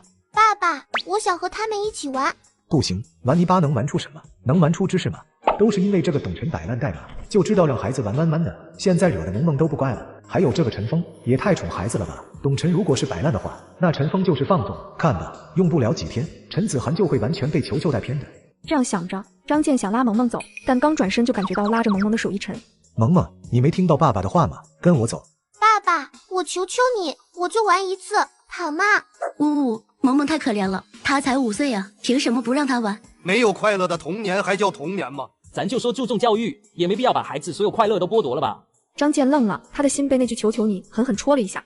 可是这次如果答应了，那下次呢？以后萌萌不想学习了就用这招的话，我又怎么应对？张健拒绝的话正准备说出口，就听到球球和子涵小声议论。他看起来好害怕他爸爸的样子。他爸爸好凶啊，他好可怜。玩一次就让孩子玩一次也没什么吧。萌萌最近哭的次数越来越多了，或许该让他稍微放松一下了。他深呼吸一下，终于是放开了抓着萌萌的手。好吧，去玩吧。真的吗？当然是真的，你去玩吧，小心些，别被石子伤到。谢谢爸爸。好像好久都没看到萌萌笑了。如果我足够有能力的话，萌萌就可以不用这么累了吧？她就可以天天都这么开心了。可惜爸爸没什么本事，你以后要想过得好，就要尽早开始努力奔跑。对不起了，萌萌。你们好，我叫张萌萌，请问我可以加入你们吗？球球是总工程师，你能不能加入得问他。没问题，不过你也只能和涵涵一样当个副工程师了。好。3个小家伙玩到了一块，而董晨他们3个老父亲则是站在一旁静静看着。片刻，董晨的目光便落在了小溪上游不远处的一个小木房子上。没记错的话，那个小房子里可是有不少的好东西。行吧，既然今天跟小溪干上了，那就给你玩点大的。心里做出了决定，董晨直接朝着那个小木屋走去。很快，球球的堤坝再次建造完成。耶，我们的大坝建成了，小溪被我们拦住了，城市里的人得救了。球球的欢呼再次响起，子涵和萌萌也跟着哈哈大笑。只是还没等他们高兴多久，堤坝就和上次一样被冲散。又失败了。溪水是不可能被挡住的，不要白费力气了。你们要放弃吗？反正我是不会放弃的。闻言，子涵和萌萌齐齐摇头。那些自己办不到的人，想要告诉我们说我们也不行，我们应该怎么办？做给他们看。对，别让别人告诉你，你做不成什么，有目标就去实现它，有梦想就去捍卫它，这是爸爸教给我的道理。咱们继续。怎么在球球的身上看到了成功学大师的影子？听懂掌声。3个娃里，球球是最有韧性的那一个，他以后成功的概率要比普通人大很多。韧性是有韧性，不过这次球球注定没办法成功，小溪不可能被挡住。5岁萌娃治水屡败屡战，80后奶爸张健开始说教起球球。别费劲了，你们就不累吗？你这次设计的堤坝的确是更大，也能阻挡更多的水流。可是堤坝再大，你能把上游整个小溪的水流全部装下挡住吗？你的这个想法从一开始就注定不可能会成功的。听我的，放弃吧。相比张健的直接，圆滑的陈峰只哄自己的闺女。涵涵，你已经玩了这么久了，要不要休息一下？要不我给你拿点东西吃？不饿，不吃。萌萌，爸爸不会骗你的，你们真的挡不住小溪，何必白费力气呢？听爸爸的话，玩点其他的东西不好吗？要不我们还继续去抓蝴蝶。不提抓蝴蝶还好，一提抓蝴蝶做成标本，心疼蝴蝶的萌萌干脆把头一低，专心挖泥巴了。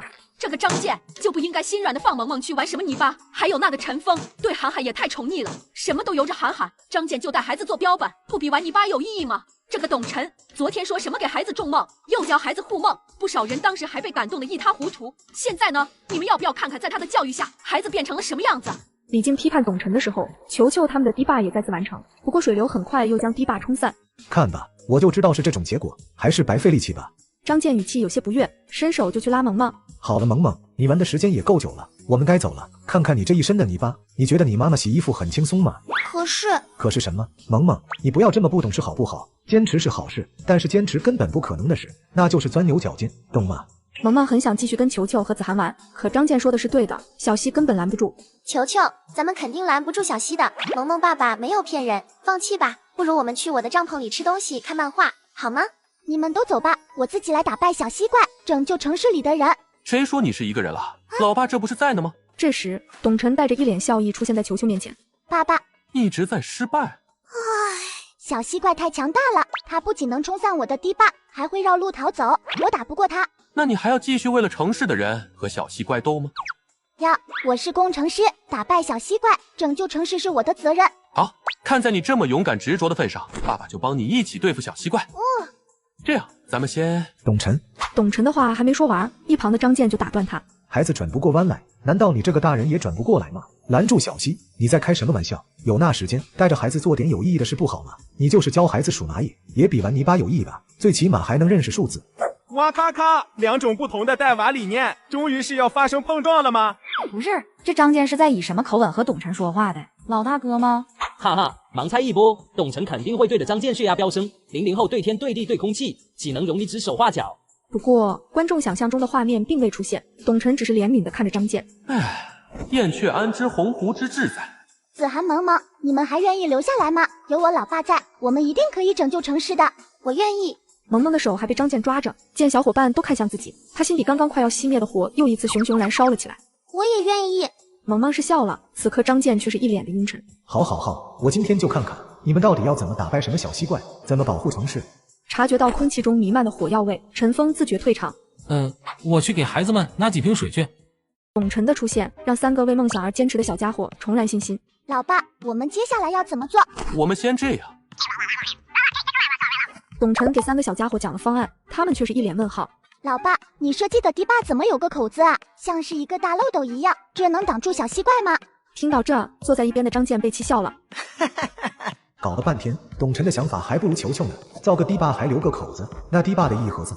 这里再加高一些，还有这里加厚一些。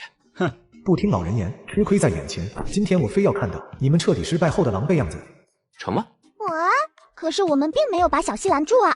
我什么时候说建堤坝是为了拦住小西了？一句话，董晨直接让本就一脸懵的众人更懵了。不拦住小西，那我们建它做什么？又怎么救城市呀？董晨，别故弄玄虚了，我可不想再浪费时间了。董晨不慌不忙开始解释。谁知道我们的目标是什么？我知道，是打败小西怪。不对，再想。是为了拯救城市。对了，救下城市才是根本目的。至于拦截小西，只是你们想到的拯救城市的一个方法而已。既然这个方法行不通，那就再想一个方法。可是老爸，你昨天不是还说让我坚持梦想吗？不能让别人来告诉我不能做什么。而且你想的办法不也是建堤坝吗？球球，要捍卫你的梦想，首先就要知道你的梦想是什么。梦想不是你要办的事，也不是你为了做事想到的办法。就像是今天，在你开始为了拦截小西建造堤坝的那一刻起，你的梦想就是当一个工程师，一个可以对抗小西怪、拯救城市的工程师。那套这个漏斗堤坝要怎么拯救城市？等我一下。在所有人的注视中，董晨转身朝小溪上游走去，他的这个举动无疑又吊足了所有人的胃口。很快，董晨的身影再次出现，并且他还抱来一个水轮发电机。水轮发电机。既然拦不住小溪，我们也只能对城市提前做出预警，点亮灯塔，让城市的人发现危险，及时撤离。董晨将发电机固定在漏斗堤坝的尾端，指了指远处的小木屋，按下开关就能点亮灯塔。球球扭头看看子涵和萌萌，我们一起来点亮灯塔吧。随着发电机的启动，小木屋中亮起灯光。哇，成功了！城市接到警报了，他们得救了！啦啦啦！既然溪水无法被堵住，那就去利用它。一旦你找到了正确的方法，阻碍也有可能转变为助力。等长大了，你们会有无限可能，那个时候也没人拦得住你们。话音落下，演播厅里响起雷鸣般的掌声，就连李靖也低着头默默鼓起掌，弹幕更是迎来高潮。谁说玩泥巴没有意义的？给老子站出来！麻了，真的麻了，一天震撼我一次，一次震撼我一天。对不起，我给董晨道歉，泥巴真的能被玩出花来。好了，我现在要带我儿子玩泥巴去了。这时，一直愣在一旁的张健走了过来。董晨，对不起。对于张健的道歉，董晨并没有做出什么回应。跟拍大哥忍不住走来问道：董晨，这个水轮发电机你从哪搞来的？这个呀，我临时做的。啥玩意儿？那不就是个普通仓库吗？你竟然靠里面的东西徒手搓出个水轮发电机出来？那可不是什么废弃仓库，是我一个当高中老师的朋友的秘密基地。而且做水轮发电机很难吗？这玩意儿有手就行吧？跟拍大哥原地石化。好了，忙了小半天都累了吧？我们回帐篷休息休息，吃点东西吧。好的。露营结束后，董晨和球球回到家中，节目组再次下发新任务。董晨，节目组明天给出的任务是带着孩子体验一下父亲的职业。张健是一家广告设计公司的职员，陈峰是叨叨外卖的外卖员。董晨，你的工作？这个活爹好像没有工作，天天送完了孩子就回家睡大觉。我的职业？全职奶爸呀！全职奶爸也算职业。跟拍大哥这句话直接捅了直播间的马蜂窝，不少家庭主妇和专职奶爸瞬间集合。怎么就不算了？这个职业累得要死，还全年无休，而且还没有人给发工资，苦的一批。虽然照顾宝宝和家庭是我应该做的，但是我觉得这也算是一种职业吧。可是明天节目组的任务，难道董晨要跟球球角色互换吗？让董晨当女儿吗？那我可要期待董晨女装了。董晨把球球哄睡着后，也回了自己的房间。真的让球球当爸爸，我当闺女？不行，角色互换的话，球球还不得把我以前坑他的手段给10倍还回来？我得找个别的工作才行啊。打工多是看老板脸色，最好是能找个让老板看我脸色的职业。算了，不想了，明天再说。秉承着遇事不决睡大觉的原则，董晨直接进入梦乡。另一边，在吃晚饭后，张健破天荒没有让萌萌练字帖、背古诗等。萌萌被允许玩了一会儿，也就到了张健规定的睡觉时间。等萌萌睡下后，张健认真将家里又打扫了一遍，这才坐在沙发上拿出手机。是张健来了，今天你怎么没发萌萌做算术题的打卡视频啊？是呀，孩子的教育是大事，可不敢松懈，这也是我们这个交流监督群的意义所在。直播我今天看了，我觉得今天你对萌萌有些过于放纵了，节奏明显被那个董晨和叫球球的小孩带偏了。张健，你忘了你从大山里走出来有多不容易吗？你难道也想让萌萌长大之后像你这么艰难吗？一条条信息刺痛了张健的心。对不起，萌萌，我必须逼着你跑起来，因为只有你跑得足够快，生活这座大山才压不住你。张健本来有些动摇了的心，再次变得坚定了起来。能吃饱穿暖，你已经比很多小孩子幸福了。等你长大了，等你有了你自己的孩子，你就会理解爸爸的苦心的。第二天一早，主持人接到了节目组的指示，有重磅消息要宣布。大家好，今天还是老规矩，我们先来了解一下3个爸爸的支持票数和排名。00后爸爸董晨依然稳坐第一，90后爸爸陈峰反超了80后爸爸张健。节目开始之前，我先宣布一个消息，经过节目组全体领导商议决定，我们原本制定的冠军家庭奖励由500万提升至1000万。节目组也真是够活本的，奖励直接翻倍，大气！哈哈，我说董晨和球球会的第一，没人反对吧？节目组这不是明着给董晨送钱吗？别装，还真别装，董晨绝对不是你看起来那么简单，说不定这点钱人家还看不上呢。画面一转，来到80后爸爸张健的直播间。萌萌，怎么不吃饭？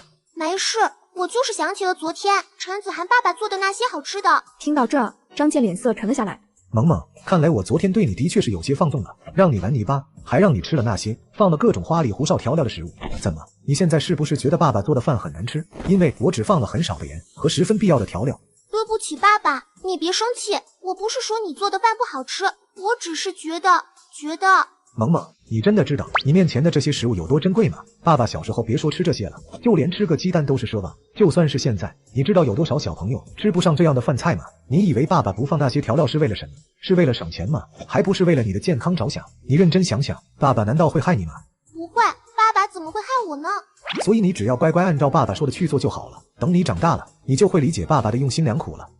陈子涵气鼓鼓地站在墙边，小脸上带着几分委屈，而陈峰也委屈巴巴地看着子涵。哎，家人们，谁懂啊？今天一上班，这来冤家就已经在斗气了。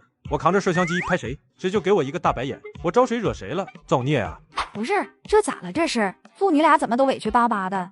哈哈哈，不知道，进来就这样了。涵涵生气好可爱，自己面壁去了。他不是在面壁，他是要把背影留给他爸爸，好不好？果然，女人生气时，不管年龄大小，都是给你个背影自己体会。这时，陈峰叹口气，走到陈子涵背后。好了，别生气了，你妈妈打你，那不是为你好吗？行了，你就别装好人了。要不是你说，是我非要进小溪玩泥巴，我妈妈能揍我吗？再说了，我妈妈揍我的时候，你为啥不拦着点？我拦着？我当时被你爷爷奶奶2个人按着打，我有时间去救你吗？你被你妈1个人打，我被我爸妈2个人混合双打。你妈妈用枕头打你，我爸妈可是一个甩皮蛋，一个甩鸡毛掸子，也就我扛揍，不然下个礼拜的今天就是我头七了。昨天陈峰眼看自己要被3个人揍，不得不出卖女儿转移火力。是你闺女非要去玩水玩泥巴的，我真拦不住。妈妈，你听我狡辩，不是，你听我解释。好了，涵涵，你就当是替老爸吸引火力了好不好？你也知道，你爷爷奶奶再打我，那我也是他们的亲儿子，他们手下有准头。可你妈妈就不一样了，这世界上可没有亲老公这么一说，他动手，我说不定真有生命危险了。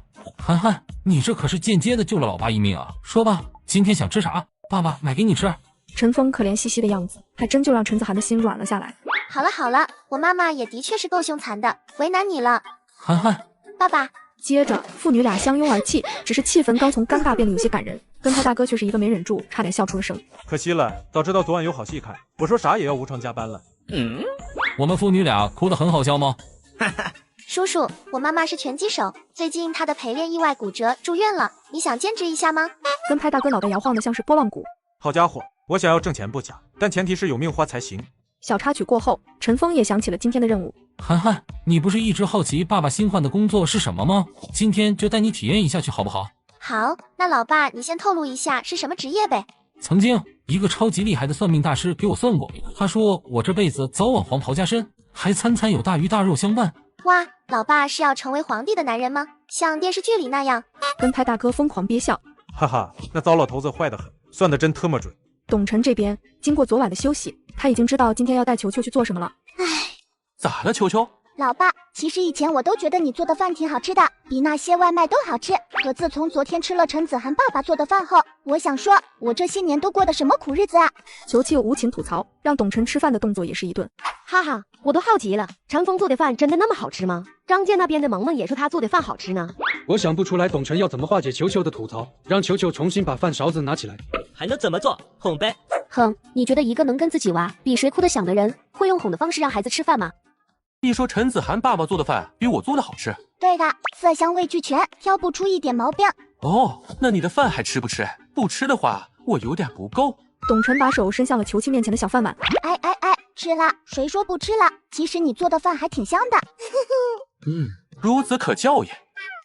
父女俩吃完饭后，跟拍大哥凑了上来。董晨，今天节目组的任务是让孩子体验一下爸爸的职业。张健那边已经带着萌萌去了他的就职公司，陈峰也带着陈子涵准备去送外卖了。你今天……哦，我知道，一会儿我就去找个工作。好吧，找个日结工也行，让孩子体验一下，走个过场也就行了。打定主意后，董晨带球球来到一处售楼部。你好，先生，买房吗？不，我来应聘。应聘呀，蓉姐，有人应聘。谁应聘？哎，那个扛摄像机的是什么鬼？这里不允许拍摄，请你出去。董晨赶紧上去说明了自己的情况。哦，那你一直参加节目，这工作你也干不长。不行，你去其他地方看看吧。要是我今天能卖出去一套房呢？听到这句话，蓉姐直接被气笑了。哈哈，现在上边给的提成高，卖一套房子提成都有20万。不过你当你卖房是卖西瓜吗？说卖一个就卖一个。美女姐姐，你就给我老爸一个机会吧，他还是有点欧皇运气在身上的，平时皮肤抽奖都是一发入魂的，说不定真能卖出去一套房子呢。哦，小朋友，你刚刚说什么？我说我爸爸运气好。不是，你刚刚叫我什么？美女姐姐。哎，好孩子，你真可爱，姐姐这就安排你爸爸入职。小丫头，告诉姐姐你叫什么？姐姐，我叫董格球。啊哈，多好一孩子，你爹咋给你起这么个名字？姐姐给你换一个，你叫董，小嘴抹了蜜，格球。董晨办完入职后，跟拍大哥神秘兮兮凑过来。你就那么肯定你能卖出去一套房？董晨没有回答，只是掏出一个户口本和球球的身份证。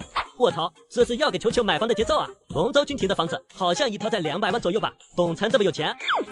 直播刚开的时候，我还以为董晨摆烂生活，摆烂大王。现在看来，我是小丑无疑了。谁摆烂能摆出这么多钱啊？应该是首付吧，剩下的慢慢还。董晨现在火了，挣钱的日子在后面。哈哈哈，应聘销售，自己买房，薅公司的销售奖励，真能这么干吗？跟拍大哥也愣了一下，而后提醒一句。可是董晨之前就有人这么干过，最后不仅提成没拿到，还惹了一身的官司，你这能行吗？能行，你说的那个案子我知道，不过龙州军庭不一样，不仅提成奖励照配，而且还能享受内部员工福利、购房价，一省一赚，里外里我就能省下不少钱。办完入职后，董晨直接去找蓉姐走了遍购房流程。我就说这个董晨为啥那么大底气呢？原来如此。不过公司急需现金流周转，他的做法也不违规。哇，老爸，这是给我买的房子吗？没错，等你长大以后，这个房子就是你的一个秘密基地了。如果你不允许，就连爸爸都不会随便闯进去的，好吗？讨厌。不过这时候，演播厅那边一些人忍不住要发言了。穷人的孩子早当家，我觉得董晨这样直接给孩子买一套房，并且还把消息告诉孩子的做法，实在是欠妥。据我所知，一些有钱人为了让孩子变得独立、勤奋，甚至还专门隐瞒家里有钱的事实。董晨这么做，难道就不怕球球长大了变得懒惰，变得不上进吗？这次专家李静没有跟着多说什么。经过昨天的玩泥巴事件，他已经不敢再对董晨的任何做法提出疑问了。00后，奶爸给5岁女儿买房，怒揭残酷真相。董晨，人们不是都说穷人的孩子早当家？你是怎么想到这么高调直接的给球球买房的？穷人的孩子早当家，这句话没错。但是你知道吗？真正穷人的孩子走下社会后，心智上比那些富人的孩子至少要晚成熟10年。那所谓的早当家，也不过是早早的担负起一些家庭生活的担子罢了。那些担子对他以后走上社会并没有太多用处，甚至还会给他造成一些困扰。穷人的父母没有能力给孩子任何精神方面和思想方面的教育，这些孩子需要在步入社会之后一头一头的撞得满头是血，可能在30、40岁时才能明白有钱人家孩子早在大学甚至是高中就知道的一些道理。这或许听起来很残酷，可这就是事实。所以穷人的孩子早当家，不过是不得已才拼尽全力的去维持基本生计，仅此而已。我们应该为这样的孩子感到悲哀可惜，而不是不痛不痒的夸耀一句，甚至还把这当成了一种什么传统美德。有些自信，有些认知，有些胆识，真的是需要用钱砸出来的，懂吗？董晨一番话让直播间的弹幕短暂的消失了，而另一边，张健带着萌萌赶到公司。萌萌，前面就是爸爸上班的地方了，到时候嘴巴甜一些，知道吗？男的都叫叔叔，你的不管大小都叫姐姐，记住了没？知道了。刚走进公司，张健就皱起眉头。我这才3天没上班，公司里就脏成这个样子了。说完，张健又做起免费保洁的工作，把办公室打扫得干干净净。萌萌，你长大了要像爸爸一样，眼里要有活儿，尤其是一些能让所有人都受益的活儿，你要多干一些，这样的话，大家才会更喜欢你，知道吗？知道了。唉，爸爸上班还真是辛苦呢。不是吧，不是吧，这不是纯纯的贱脾气吗？就这么想被别人夸点什么？呵呵，纯属吃饱撑的，不是你的事情你干什么？讨好型人格吗？吴宇子，他竟然还叫萌萌，学了做什么？做到处舔人的马屁精吗？这是做给老板看的吧？刚才他总是不经意的看向公司监控，我都看到了。弹幕争吵的时间里，老板和同事也陆续赶到公司。张健，还得是你，你这一来上班，整个公司都焕然一新了。嗨，举手之劳都是我该做的。萌萌在一旁机械般重复着叔叔好姐姐好，而每当有人夸萌萌乖巧懂事时，张健则是说上一些萌萌调皮不听话之类的缺点以表谦虚。萌萌想什么呢？你在这里练字帖，陪爸爸一起工作好不好？好吧。萌萌刚写没几张，就看到张健挨个去问同事需不需要打水。乐于助人的他，光是帮别人打水，就在办公室里跑了好几圈。爸爸，你不累吗？为什么你总要做那些不该你去做的事情？爸爸当然累了，但是那些事情爸爸不得不做，因为爸爸小时候没有人教，没有人管，爸爸的人生道路只能自己来摸索。我会的东西别人都会，别人会的我却不会。我想留在这里，我想挣钱养家的话，就只能尽量的讨好别人，多做点我力所能及的事情，多让别人喜欢我一些。可是萌萌，你不一样，你有爸爸教，有妈妈疼，我们倾尽所有给你最好的，护着你，指引你，你的未来一定是比爸爸妈妈强的，到时候你就可以有更多选择了，知道吗？我们所有的希望都在你身上。我知道了。此刻，萌萌只觉得身上的压力更重了。而这时，一个女人来到张健的工位前。张健，你现在忙吗？我有个事情想要你帮个忙。什么事？你说。其实我也不想麻烦你的，不过我手里正好拍下来一个设计稿，还要去实地采集一些信息。我这几天正好又……女人捂住自己的小腹，装出一副痛苦的模样。那行，交给我好了，你赶紧回去歇着吧，要不要我给你打杯热水？不用不用，你刚刚打的热水我还没喝完，那这个就辛苦你了，真不好意思。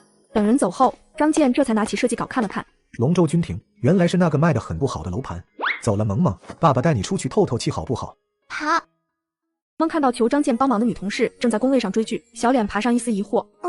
爸爸，刚刚那个找你帮忙的大姐姐好像是在看电视剧呢，她不是说不舒服，很忙吗？张健也看到了，但他没有去质问，反而牵着萌萌快速离开。萌萌，爸爸不是说过要做助人为乐的人吗？就算是那个大姐姐并没有不舒服，我帮她做点事情也没什么，同事之间不就是要互相帮助才对吗？你在幼儿园也要像爸爸这样才行，这样其他的小朋友才会更愿意和你做朋友，老师也会更喜欢你的，懂了吗？萌萌听完感觉更加疑惑了，但还是点了点头。萌萌真乖。唉，我要是再问下去，爸爸就该生气了吧？张健这是在教孩子什么？这连人情世故都算不上吧，纯粹就是毫无尊严的到处舔人。这是跪久了站不起来吗？还要让自己的孩子也跪着？但是话又说回来，我家正好缺一个免费保姆，感觉张健完全可以胜任。另一边，陈峰带着陈子涵也正式开始跑单。涵涵，抱紧我们准备出发了。好嘞。很快，他们赶到第一个客户所在的小区，只是刚到小区门口，陈峰就被一阵吵闹声吸引。吵架的还是打架的？陈峰停下车，正准备去凑个热闹，就被陈子涵叫住。爸爸，你怎么停下了？哎呀，你看我这记性，还要送餐呢，正事要紧。不过陈峰刚调转车头，陈子涵就又叫起来。爸爸，我说的是你为什么停下，不赶紧骑电车凑过去，去晚了就没位置了。好家伙，爱看热闹也遗传吗？父女俩火速凑过去吃瓜，只见一个中年男人正对着一个水果摊怒吼：“这是什么？我问你这是什么？这是不是停车位标志？是让你们摆摊的地方吗？还有没有点素质？还有没有点公德心？你有卫生许可吗？你有营业执照吗？”摊主大妈一副横眉冷对千夫指的架势，让那个男人血压更高了。喂，你到底有没有听到啊？我要停车啊！你能不能让？男人话还没说完，忽然就见大妈站起来，退！哇塞，爸爸，他还会用魔法攻击嘞！玛丽哥忍不了了，今天我非给你摊子掀了！男人刚伸手就被人拦住。小伙子，别冲动，你要是敢掀他摊子，那你的车就不用找停车位了，直接找买主好了，估计车卖了都不够赔的。他要是再往地上一躺的话，说不定讹得你裤衩子都提不上。男人理智恢复过来，最终只能气鼓鼓另寻车位。围观的人散去，陈峰这才带着陈子涵离开。哇靠，又超时了！陈峰刚准备往小区里走，就被保安拦下。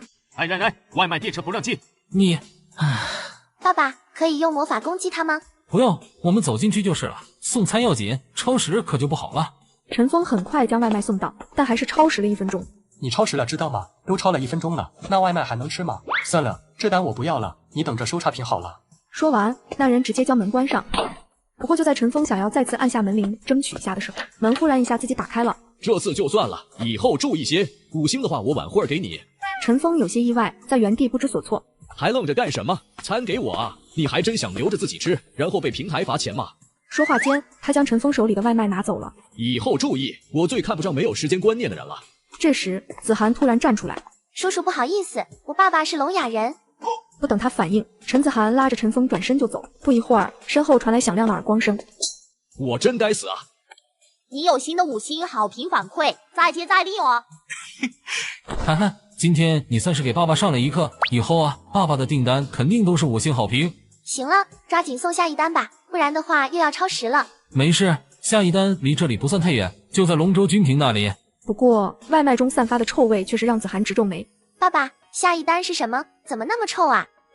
是一盒螺蛳粉，还有几块臭豆腐，也不知道哪个小可爱大早上口味这么重。董晨完成卖房任务，开始当起甩手掌柜。球球，现在你就是销售了，爸爸去样板间睡觉了，你来替爸爸卖房。好，我来卖房子。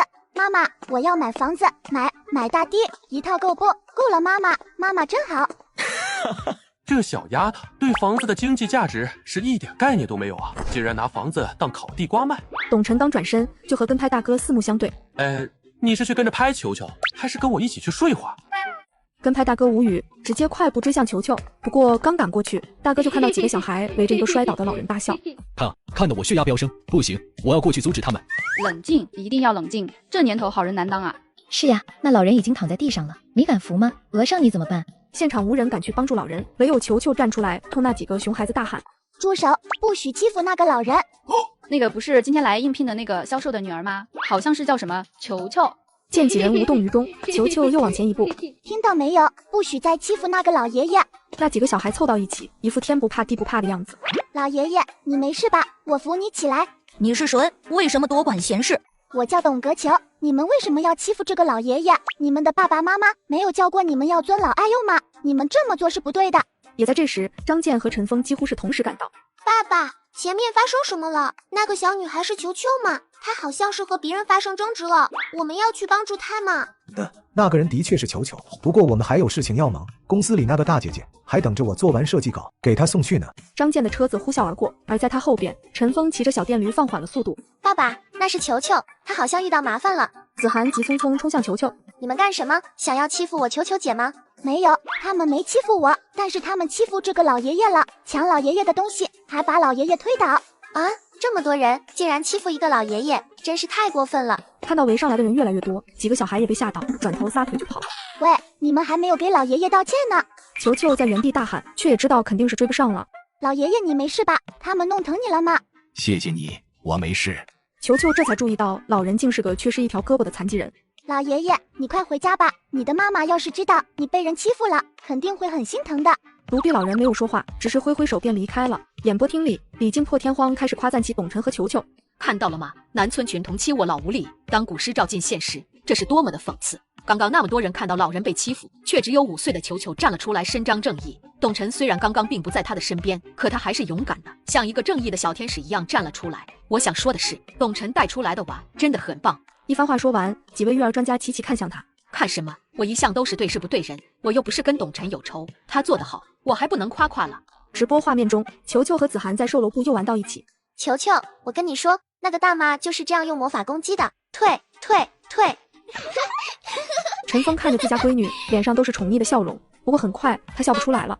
哇靠，我还有一单外卖没送呢，10多个未接电话，完了，涵涵，你跟球球玩哈，爸爸去送餐了。陈子涵看着陈峰的背影连连摇头。唉，我终于知道我妈妈为啥说别人上班都是挣钱，而我爸爸上班还往里搭钱了，挣的都不够罚的。球球姐，你爸爸是做什么工作的啊？以前就卖房子吗？不是，我爸爸以前都没有出去上班的，他就是在家打游戏，在电脑前噼里啪啦的乱打一些字，还有就是他会去一个小房子里弄一些很酷的假人，我爸爸说那叫手办。哇，你的爸爸真厉害。其实你爸爸也很厉害的，他做的饭简直是无敌好吃。告诉你个秘密，我爸爸能追上我的妈妈，完全就是靠的他那一手好厨艺，外加不要脸的精神，嘿嘿。陈峰刚走出售楼部，就看到一个男人从一辆劳斯莱斯下来。你好，请问一下，董阁球小朋友在里面吗？在的。你找他有事吗？谢谢。男人道谢后直接走进售楼部。你是叫球球吗？球球点了点头。你找我球球姐做什么？我长得很像是坏人吗？球球，听说你是这里的销售，对吗？是的，我正在体验爸爸的职业，他今天是个房屋销售，所以今天我也是个销售。什么叫你爸爸今天是个销售？他还一天一个职业吗？不过也无所谓了，既然你是销售的话，那我可以请你带我看看这里的房子吗？我正好有买房的打算。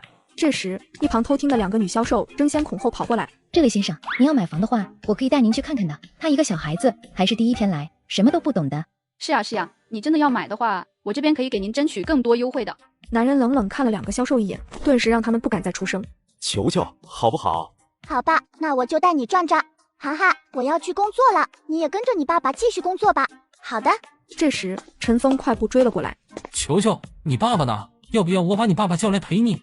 不用了，我爸爸在样板间里睡觉呢，现在我才是销售。球球带着男人逛了起来，恰好有位销售带着2个真顾客和3个托正在看房。各位，我们龙州君庭的房子，不管是在空间布局还是建筑质量上，都是整个魔都超一流的存在。我再告诉你们一个内部消息，这里可是一个正儿八经的风水宝地，我们董事长请人过来看过的。球球听到后，拽了拽男人的衣袖。叔叔，告诉你个秘密，其实这里以前是一片坟地。哈哈哈，要了命了！这下全国都知道这里以前是一片坟地了。长知识了，坟地等于风水宝地。球球这销售能处，他是啥实话都往外说啊。男人愣了2秒，才缓缓开口。哦，那你是怎么知道的呢？球球指了指不远处的一座小山。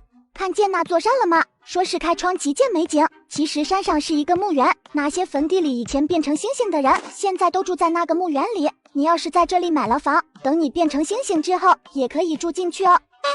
好好的买个房，怎么就直接给安排进墓园了？那这里距离墓园这么近，原来这里又是一片坟地。要我在这里买了房，晚上害怕怎么办？为什么要害怕？难道你不害怕吗？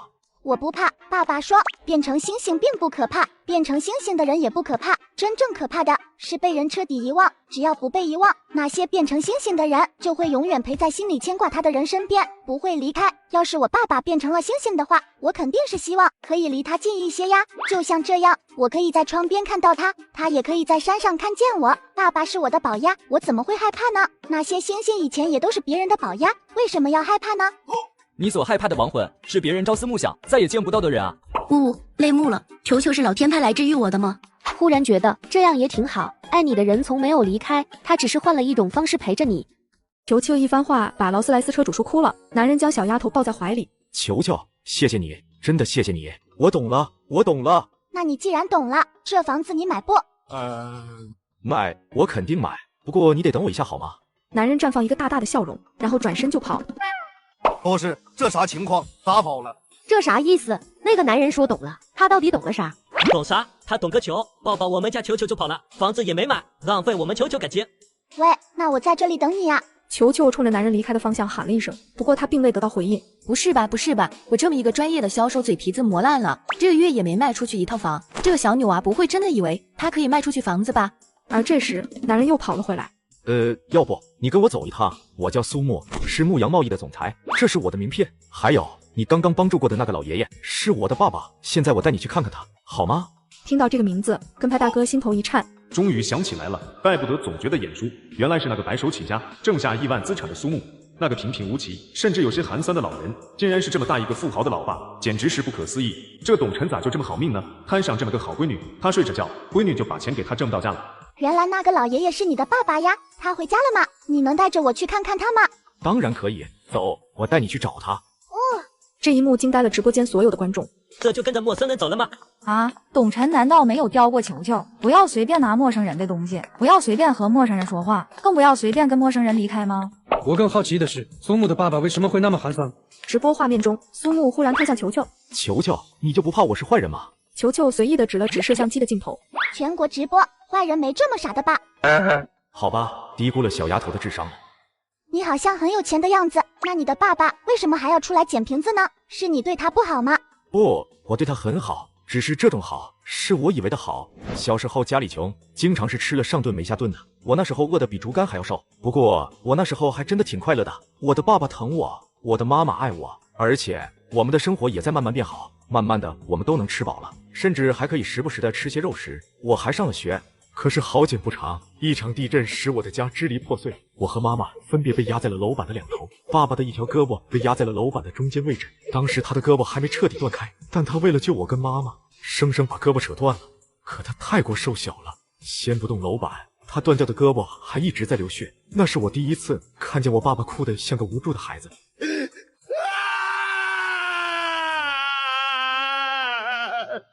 救援人员很快赶到，可他们看到我跟我妈妈的情况之后，所有人的脸上都满是凝重。他们跟我爸爸商量了好久，再后来我被救了出来，可我再也没见过我的妈妈。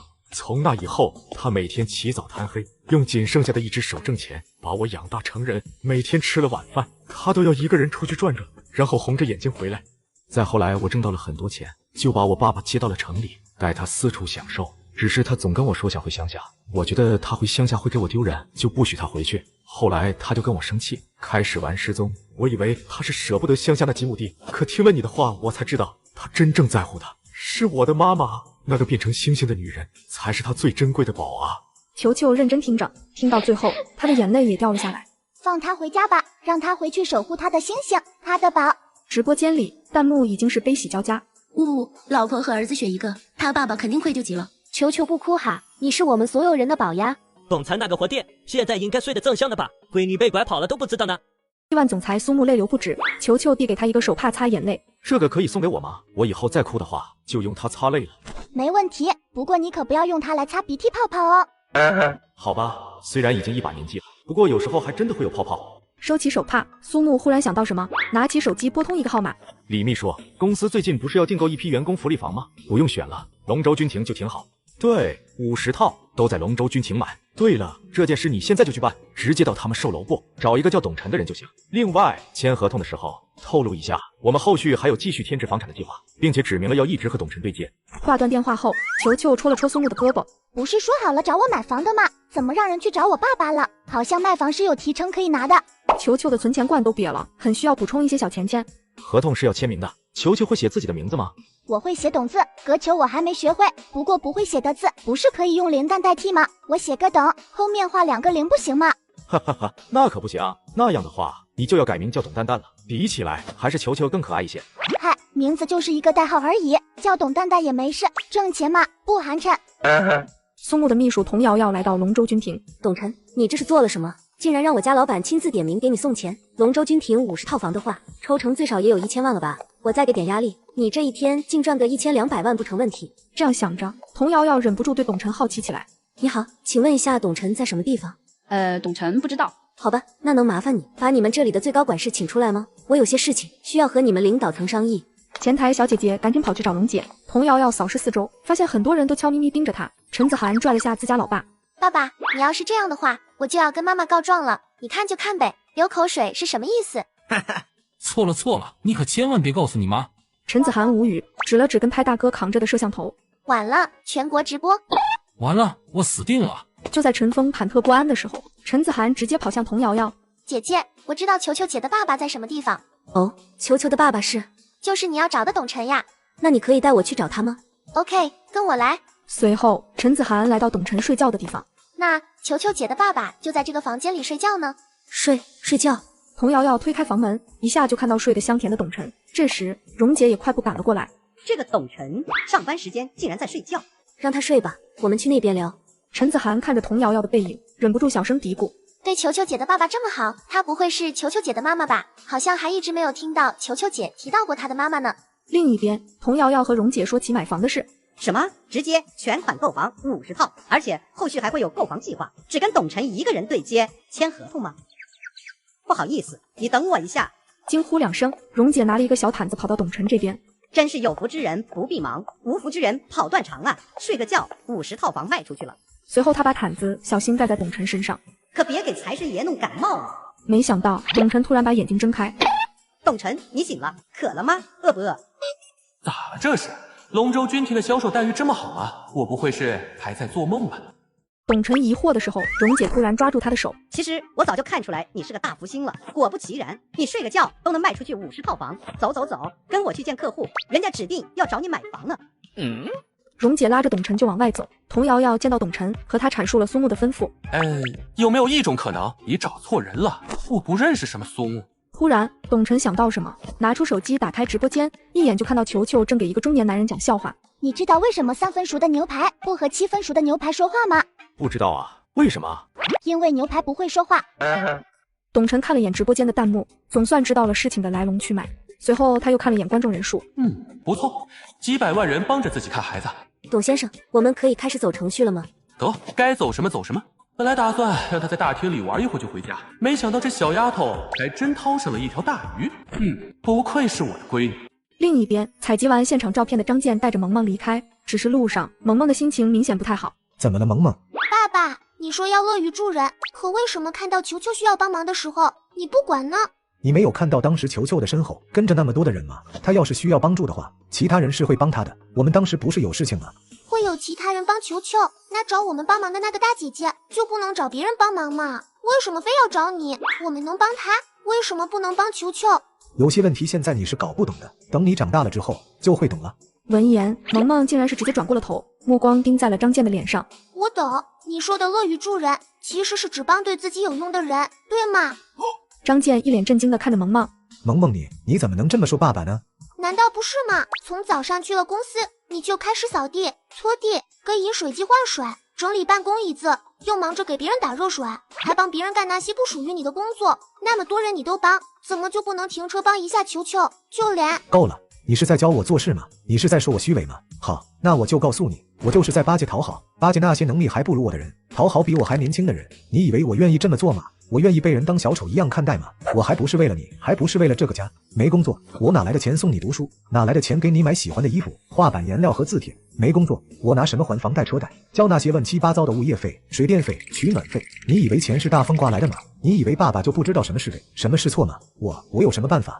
被自己的闺女那样不理解，那样指责，张健感觉心都碎了。萌萌傻了，见爸爸生气，他被吓得哭了出来。对不起，爸爸，对不起，萌萌知道错了。萌萌哭着认错之后，张健脸上的怒气瞬间消散了不少。萌萌，你一定要好好学习，拼了命的学习，那样等你长大了以后，才不会像爸爸这样憋屈，也不用像你妈妈那样起早贪黑打螺丝。你要成为人上人，知道吗？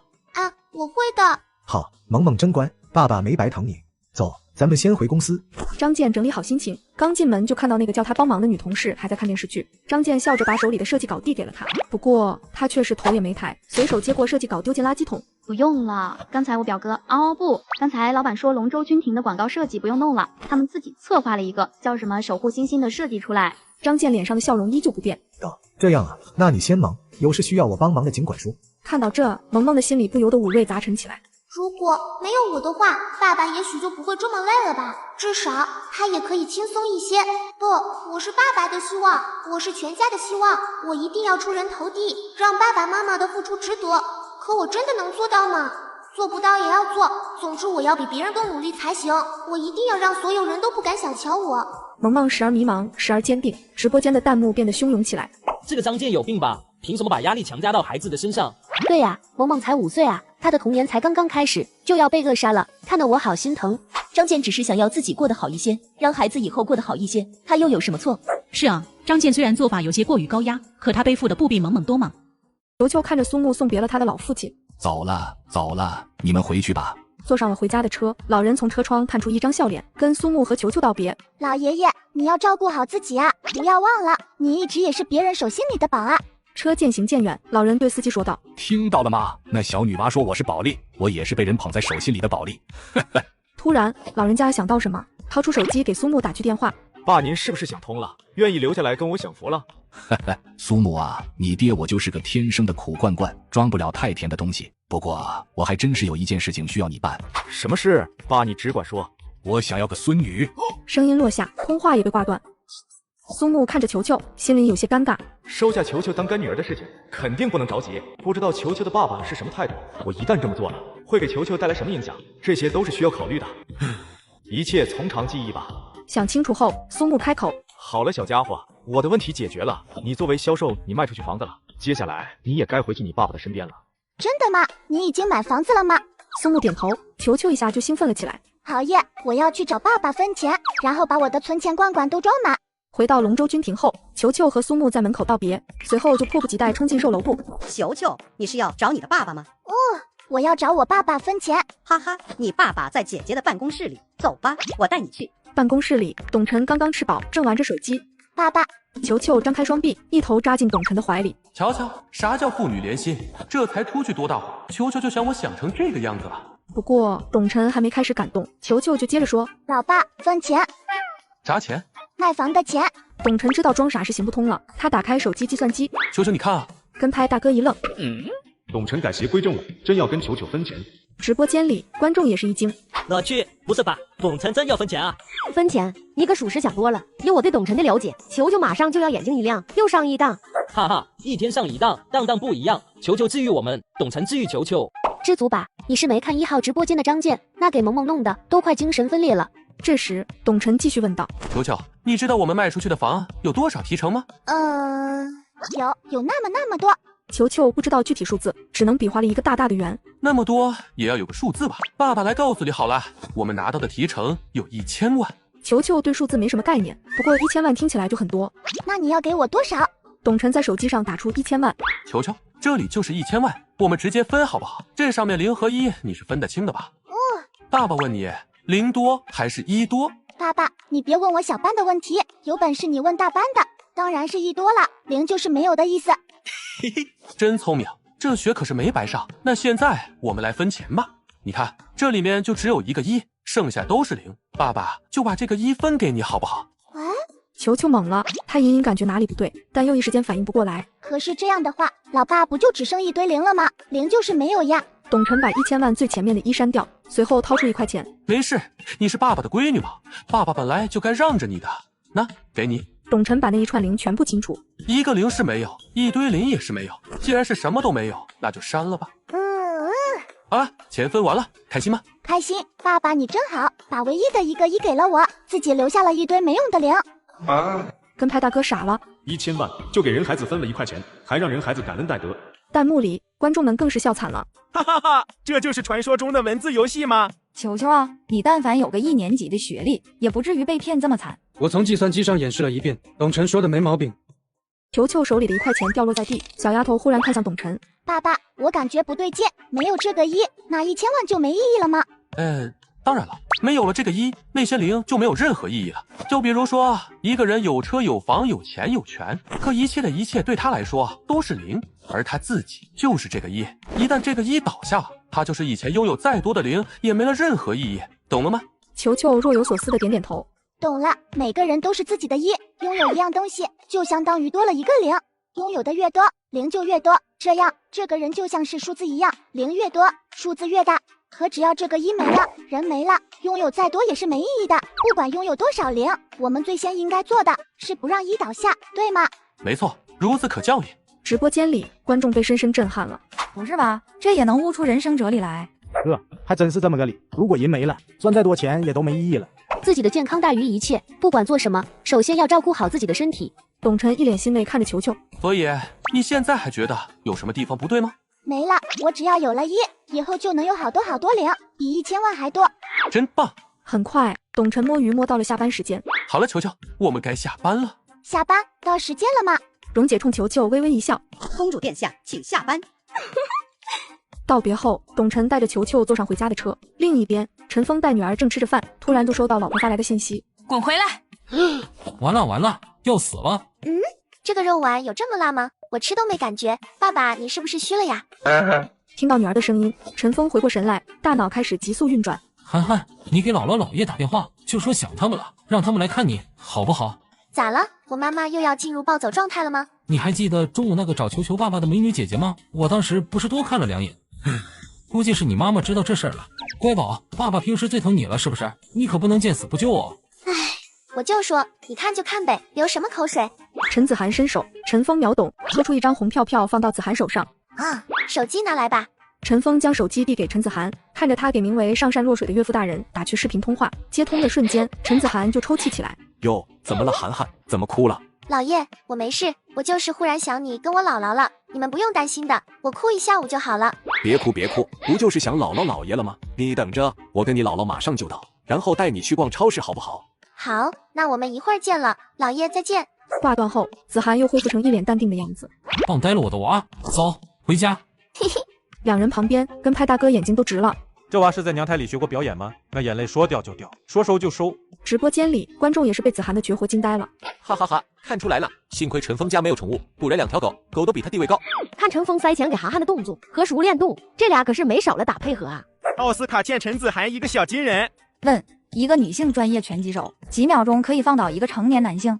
陈峰表示不好意思，他和我1-9开，他轻轻一拳，我含笑9拳。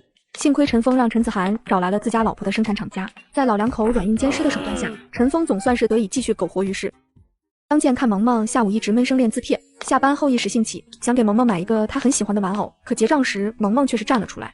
阿姨，这个我不要了，就别算钱了。可是你之前不是总说想要一个这种玩偶，说要抱着它睡觉吗？那是以前，现在我不喜欢了。爸爸妈妈挣钱不容易，我不想再给你们增加负担。阿姨，这个麻烦你放回去吧。售货员伸手将玩偶接了回去。这闺女可太懂事了，你这是怎么教育的孩子呀？这么小就知道感恩，知道节俭，厉害。哈哈，懂事什么呀？平时可不让人省心了。结账后，两人离开，走在路上，张健手中的袋子突然断裂，买的水果洒一地。哈哈，你瞧瞧，越是怕什么，就越是来什么。我就感觉这小袋子承受不住这么多水果的压力，看看还真断了，得不偿失啊。没事，换个更结实的袋子不就好了？一旁的跟拍大哥在心里呐喊：张健啊张健，水果可以捡，可以换个袋子装，但是女儿你可只有一个呀，她可是独一无二、不可替代的呀。正在捡水果的张健忽然动作一顿，他看向萌萌，心脏猛地一跳。哈哈，爸爸的错，不该装那么多的。你在这里等一下爸爸，我回去超市再要一个袋子去。重返超市后，张健又想到那个玩偶。大姐，那个玩偶不用放回去了，我买了，给我闺女买了，再给我拿2个包装袋吧，我多给你扫5毛钱过去。扫什么了？2个塑料袋又不值钱，拿去用好了。不行，都不容易，你那袋子也是花钱买来的。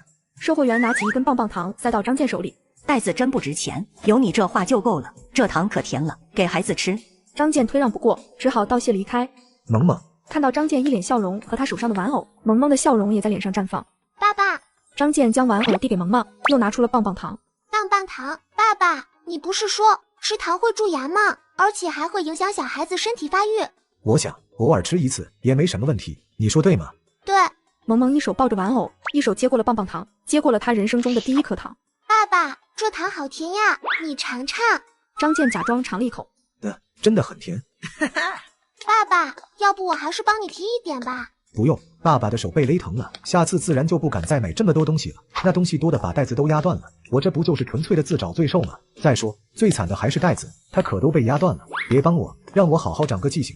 回家后，张健没有再让萌萌学习任何东西，而是打开电视机找到动画片。好了，你在这里抱着玩偶看动画片，爸爸去做饭，好不好？好。没过多久，饭菜的香味从厨房飘出来，萌萌跑向厨房。爸爸，今天的饭菜好香呀！今晚做菜，张健破天荒放了各种调味料，不再是清汤寡水、淡淡无味。来尝尝，好吃不好吃？好吃，香香的，嫩嫩的，还有点甜甜的。好吃就行，你去洗手吧，马上开饭。好的。吃完饭后，张健还是没有让萌萌学习，而是带她下楼遛弯。哟，萌萌今天穿的衣服怎么这么好看啊？真漂亮！谢谢赵奶奶。呵呵，不是衣服漂亮，是我们家萌萌漂亮，所以才显得衣服好看了，对吧，萌萌？萌萌被张健突如其来的夸奖搞得有些害羞。好好像之前只要是有人夸奖我的时候，爸爸都会说一些我不好之类的话吧？怎么这次？虽然有些疑惑，但他的笑容也更加灿烂。张健抱着睡着的萌萌回家，忽然他看到家里多出一个身影。你这个月不都是夜班吗？先把孩子放进卧室吧。张健将萌萌抱回卧室后，妻子才说道：张健，关于萌萌的教育问题，我想跟你谈谈。正好，我也想跟你谈谈。我今天在上班的路上刷到了一个视频，里面的一个小孩因为被父母逼得太急，压力太大，得了抑郁症。这病一旦得上，就很难好了，而且还有可能会……妻子的话没说完，但张健知道他想说什么。其实我想跟你说的，也是关于萌萌的教育问题。今天我失控了，还好了他，因为我的一些做法被他看得太真切了，他看出了我的虚伪，我竟然就那么破防了。他当时吓傻了，哭着跟我认错，求我不要生气。然后回到公司，他就像是变了一个人一样，疯狂的练字，疯狂的做题。他不光不笑了，连话他都不说了。而且你知道吗？之前每次去超市，他都嚷着要的那个玩偶，这次我主动买给他，他竟然不要了。那时候我还觉得是他懂事了，长大了，我心里甚至还有点沾沾自喜。可回家的路上，我买的东西太多了，袋子被压断了。你猜他跟我说什么？他说没事，换一个袋子就好了。你没听到他当时的语气，那语气冷得让我感到可怕。我忽然发现萌萌和那个袋子很像，我放了太多的压力给他，根本就没考虑他能不能承受得住。袋子可以换，可我们的萌萌只有一个。他在超市里放下的不是他心心念念的玩偶，而是他的美好童年。那一瞬间，我觉得我必须要做出改变了，不然的话，萌萌真的会像那袋子一样断掉的。张健一口气说了一大堆，全部都是他内心的真实想法。而身为萌萌母亲的方静早已经热泪盈眶，听到张健说的这些，他知道那个爱笑的女儿又要回来了。对了，我上班的时候还刷到一个视频，好像还是和你参加同一档节目的一个小丫头说的呢，你看看。方静拿出手机开始播放视频，视频里正是球球在龙舟君婷说的0合1的人生哲理。呵呵，简直是太可笑了，我竟然还没一个小孩子看得通透。这个00后小伙子叫董晨，我之前还看他挺不顺眼的，现在想想，我跟他真的没法比。算了，打者为师，就带娃来说，我觉得我很有必要好好和他学一学。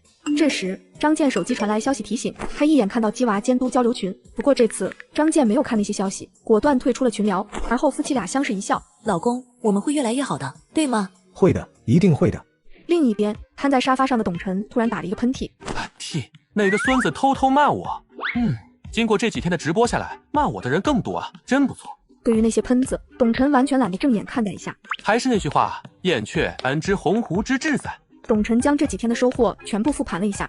这个系统好像是有什么预知的功能一样，每抽到什么东西，肯定是马上就可以用到。不过今天抽到的奖励是狮王雄风，南北两派的武师绝技都被我一个人悉数掌握。可这有什么用呢？节目组明天是让带着孩子看庙会不假，可那庙会已经没落的不成样了，武师队更是已经足足3年都没有出现了。系统奖励我这个技能，难道还想让我买上一身狮头狮皮狮扣去表演？董晨百思不得其解，索性不再多想，打开游戏准备爽几局。也在这时，一个名为大黄蜂的好友申请发过来。董晨，我是陈峰啊，你怎么把我好友删了？上次是我没发挥好，来，我带你飞一把。董晨回想起和陈峰玩的那几局，然后默默点了拒绝。我信你个鬼！20分钟一局的游戏能死18次，你个糟老头子坑得很。董晨和球球出门准备去看庙会。小朋友，今天还吃炒饭吗？要吃，还是9个鸡蛋1盒饭，9块钱对吗？对，没毛病。董晨站在一边，看向那个女大学生。上次偶遇就故意装作被球球坑，这次更是主动找过来。不出意料的话，女大学生一边炒饭一边跟球球闲聊。我叫周云曼，小妹妹，你叫什么呀？我叫董格球，别人都叫我球球，你也可以叫我公主殿下。董格球，哈哈。真是容易被人记住的名字，还很好听。还没聊几句，但炒饭很快就出锅了。那炒饭好了，记得趁热吃哦。董晨正准备付钱，却被周云曼阻止。不用给钱了，我挺喜欢球球的，这餐我请了。要是不介意的话，就让球球陪我照个相好了，留个纪念。董晨还没说什么，球球就配合的凑到周云曼身边。姐姐要是喜欢，那就把照片弄在你的摊位上好了，这样你就能天天看到我了哟。哇哦！周云曼看向董晨，可以吗？只要球球愿意，我没意见的。董晨知道周云曼有自己的小心机，跟球球的合影利用得当的话，让他这个大学生赚到第1桶金足够了。球球看起来挺喜欢这个女大学生，这些小细节就可以直接忽略了。人们太清醒的话，会过得很累。两人离开后，球球扯了扯董晨的手。怎么了？爸爸，那个姐姐身上好香呀，不是香水的香，是那种很好闻的淡淡的香，而且她还总是偷偷看你，她以为我没发现呢，其实我都看到了，我感觉她喜欢你，嘿嘿。瞅你一脸八卦的样子，再乱说打你小屁屁。董晨和球球一路玩闹，很快来到了庙会的所在地。爸爸，这就是庙会吗？怎么这么冷清呀？董晨想起儿时逛庙会的场景，庙会上的人多得数不清，看到现在的庙会，董晨心里也有些失落。爸爸先带你去逛逛。看到这一幕，观众们也开始唏嘘起来。现在的庙会人越来越少，舞狮队也不出来了，还没农村的大集热闹。这2天，董晨他们都要带着孩子逛庙会，难道是节目组想要把庙会盘活吗？真是这个想法的话，估计没啥可能。人们都去挣钱了，谁来参加这种活动？爸爸，你是说这里之前会表演舞狮吗？没错，那舞狮可好看了，气派威武的很。那舞狮那么好看，怎么现在不出来了呢？因为，董晨话还没说完，就看到一位白发老奶奶敲着鼓和2头舞狮，正朝着破庙这里走来。老爸，那是舞狮吗？对，我们过去看看。看到舞狮，庙会上零零散散的人也聚集过来。是舞狮，好几年没见了，今年怎么又出来了？不知道啊，走走走，快去看看。慌什么？这庙会都没人的，又不怕没位置看不到。看到人都聚集过来，老奶奶更加卖力的敲鼓。哇，好厉害！这时，董晨突然注意到老奶奶的眼角流下一滴眼泪。她怎么哭了？正疑惑时，身后突然传来一声呼喊：“球球姐！”董晨回头，看到陈峰和陈子涵往这边走来。舞狮有3、4年没见了，今年这是怎么了？是高调复出还是最后的演出？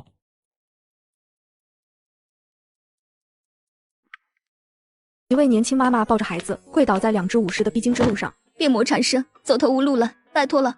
驱邪避凶，祈求吉祥平安，也在舞狮的寓意之中。听我的，围着它绕上3圈。好。舞狮围着女人转了第1圈后，狮头忽然朗声大喊：若有他法谁求仙？只因无路才跪天，天让神师下凡间，祝你母子渡难关，过难关了。现场的嘈杂瞬间安静下来。绕了3圈后，2只舞狮继续前进。那对母子过了好一会儿才离开。这一幕恰恰被刚赶到现场的张健看到，他庆幸自己做出了改变。幸好萌萌没有出现什么意外，否则我到死也不会原谅自己了。爸爸，那是球球和陈子涵。你想跟球球和陈子涵玩吗？萌萌没说话，用力点了点头。走，爸爸带你过去找他们玩。很快，3个小丫头凑到一起，张健则是走到董晨和陈峰身边，默默站在那里。哇，你的衣服好漂亮呀！你这头发真的假的？这么顺？当然是真的啦！今天早上爸爸帮我洗的头发，不过脸和手都是我自己洗的呢，衣服也是我自己穿的。球球和陈子涵也很是配合，又是对着萌萌一顿猛夸。3个小丫头在阳光下追着舞狮跑来跑去。而这时，张健突然开口：董晨，谢谢你，也谢谢球球。不用谢，我也没有刻意做什么。这下陈峰懵了。你干啥了？他要谢谢你跟球球。董晨没做回答，直接走向3个孩子。陈峰又看向张健，不是，你为啥要谢董晨和球球呀？张健也只是淡淡一笑，然后跟向董晨。陈峰站在原地，久久不能接受自己被孤立的事实。老爸，刚刚那个人为什么要跪在地上，让舞狮围着他转圈圈呀？因为他的孩子病了，而且很严重，他找不到其他的方法了，才过来祈求。那管用吗？他孩子的病会好吗？这个我并不能确定，不过就算没什么实质性的用处，可多给他们添加一份希望，希望总归是美好的。如果我可以治疗那个小朋友的病，我一定会尽全力的。突然，前面的舞狮出现了意外，那只小舞狮一个踉跄摔在地上。董晨一行人跟着人群凑了过去，只见小舞狮的头滚到一边，一个瘦弱的小男孩口中吐着血，暴露在众人的眼中。小心，小心不怕，我们去医院，妈妈带你去医院。妈妈不哭，我不想去医院了。我知道咱们家没钱了，我想舞狮。看到这一幕，众人都是眼含泪水。他们刚刚还扮演舞狮，给那一对走投无路的母子祈福，给他们最后一丝希望。可谁知道，他们也是走投无路的人呢。球球走上前，把自己的手帕递向那个小男孩。谢谢你，小妹妹。球球指了指地上的小舞狮，他会让你痊愈的，对吧？在众人疑惑的目光中，球球举起狮头，毕竟才5岁，也没有经过什么训练。球球在举起狮头的瞬间，就感到了一股难以承受的压力。不过他还是强撑着举了起来。需要转3圈对吗？我要开始了哦。而后，球球开始围着小男孩转起圈圈。若有他法谁求仙？只因无路才跪天，天让神师下凡间，祝你母子渡难关，过难关啦！所有人都被这一幕震撼了，小男孩却在这一刻笑了。妈妈，他舞得好丑啊！有机会的话，我想教教他。直播间里早已是弹幕狂涌。这不是大娃节目吗？怎么这么多刀子呀？刚刚我还笑得跟中了500万一样，转眼我就哭得跟个狗一样，我妈以为我疯了。不行了，太心塞了，我得去揍我儿子一顿。董晨看着球球那样卖力，眼睛也不由得微微湿润了些。围着母子转完3圈，小丫头已经满头大汗。陈子涵赶紧跑过来给球球擦汗，萌萌也靠近小男孩，从口袋中拿出一颗棒棒糖。哥哥，吃颗糖吧，很甜的。谢谢。小男孩冲萌萌笑了，随后看向球球。你的舞狮丑萌丑萌的，有时间来找我玩吧，我好好教教你。好，那我们拉钩。球球主动勾住小男孩一根手指。拉钩上吊100年不许变，谁变谁是哈巴狗。嘿嘿。先回家吧。谢谢各位了，也谢谢你，小姑娘。谢过所有人后，一家5口就收拾东西准备走了。小妹妹，你喜欢舞狮吗？喜欢。那我可以请你去我家看看吗？我家有好多舞狮的套装，你要是喜欢，我可以送你一套。还有你们2个，你们如果喜欢的话，我也可以送你们每人一套。小男孩问的小心翼翼，很怕球球他们会拒绝。3个小丫头齐齐看向自家老爸，董晨和张健都是点点头，陈峰还哭得鼻涕一把泪一把，沉浸在悲伤感动的情绪中无法自拔。太感人了，去吧，涵涵，爸爸支持你。3位爸爸带着3个小丫头被请去正南村。你们这是？啊，我们正在参加一档节目，这是跟拍摄影。那个小孩是怎么了？我叫任康安，那个病倒的是我儿子，叫任初心。他得的病是白血病的一种，从发现到现在不过半年时间，医院跑了不知道多少家，钱也不知道花了多少，家里的积蓄花干净了，城里的房子也卖了，外债也欠了不少。可他的病却是越来越重，头发都掉光了，只能戴着假发。我们没办法了，决定带他回家保守治疗。可说是保守治疗，其实就是回家等死。他才8岁，我们是真舍不得呀。我们骗他只要坚持吃药就能痊愈，可他却好像已经猜到了什么。今天庙会，他哭着闹着非要出去舞狮，怎么拦都拦不住。他说他练了3年舞狮，还没正式表演过呢。他想听听掌声，想跟爸爸还有爷爷再疯一把。任康安哽咽的无法继续，他的父亲拍了拍他的肩膀。我这孙子从小就机灵，那舞狮一学就会，舞得可好了，可万般皆是命，半点不由人呐。钱也花了，治也治了，哭也哭了，只是不能替呀，不然我老头子就是死10次100次，我也要让我的孙孙活呀。现如今过一天少一天，我就一个念想，得让我孙子高兴，想舞狮那就舞，我全家陪着舞。任初心吃完药后，带着3个小丫头挑选舞狮套装。你们一人挑一个吧，这里我完全可以做主的，说送你们就送你们。陈子涵率先挑了一个小舞狮。我要这个，不过我不拔药，我有钱，我还知道我爸爸的私房钱藏在什么地方，我给你钱，然后你用钱去治病。钱我就不要了，钱对我来说意义已经不大了。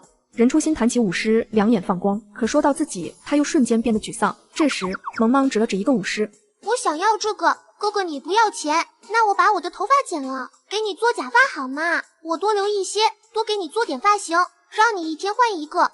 不用了，我得病之后就秃了，我也不在乎别人的看法，我连死都不怕，还怕别人笑吗？说着，任初心突然想逗萌萌一下。小妹妹，你长得那么漂亮，真舍得把头发剪了，给我做假发吗？我愿意。